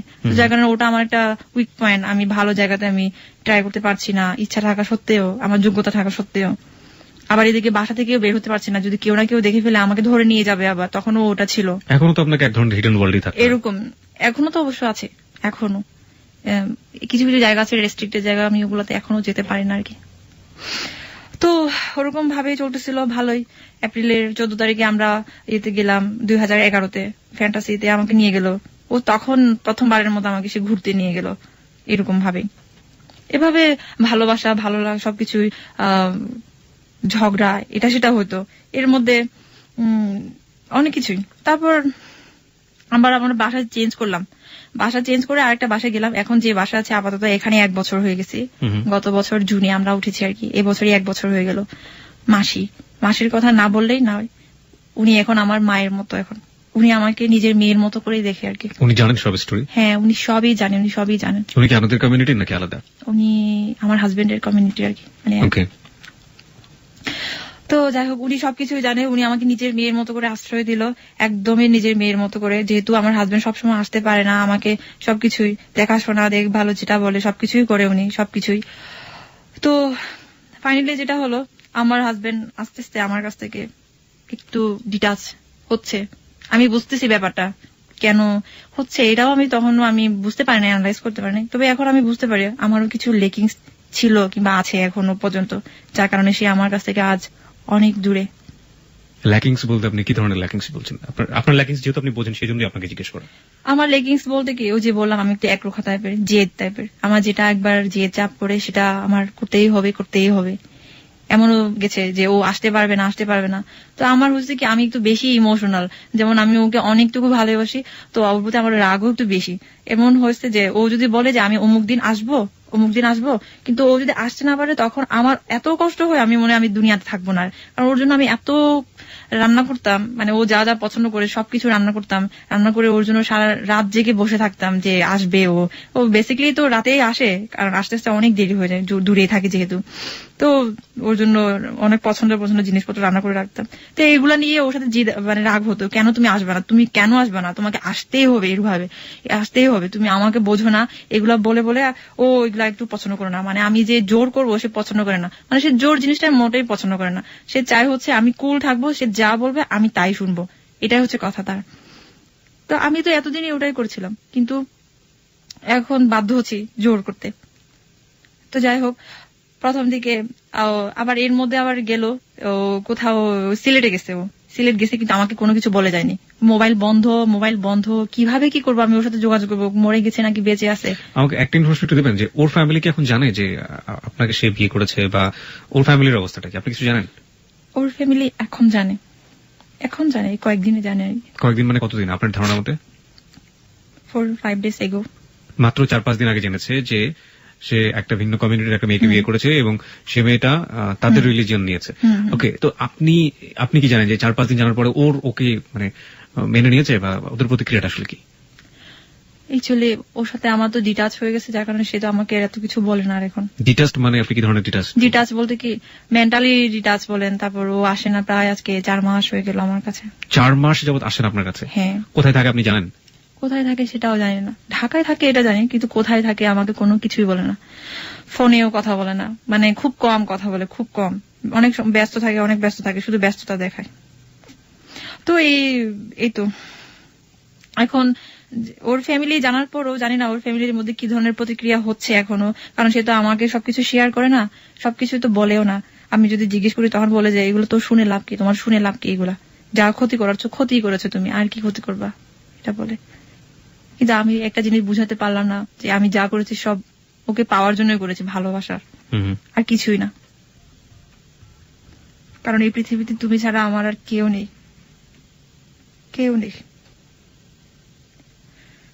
তোমার জন্যই সবকিছুই করেছি, জাত কুল ধর্ম সব। ইভেন আমার বাবা মার জন্য এখনো খারাপ লাগে না যতটা তোমার জন্য খারাপ লাগে। তুমি আজকে 4 মাস হলো আমাকে রেখে চলে গেছো, জানি না কোথায় আছো, কি অবস্থায় আছো, কোনো কিছু বলো না। জানি আমার অনেক অপরাধ আছে, অনেক অপরাধ, অনেক কিছুই। আমার একটাই কথা বলার আছে, সেটা হচ্ছে আমি ওকে অনেক ভালোবাসি, সবকিছু ছেড়ে তোমার জন্য চলে আসছি। আমার তো সবকিছুই করা শেষ, সবকিছুই করলাম, এখন একটাই বাকি আছে, মৃত্যু। এই মৃত্যুটাই যদি তোমাকে পাই তাহলে এটাই বরণ করবো আমি।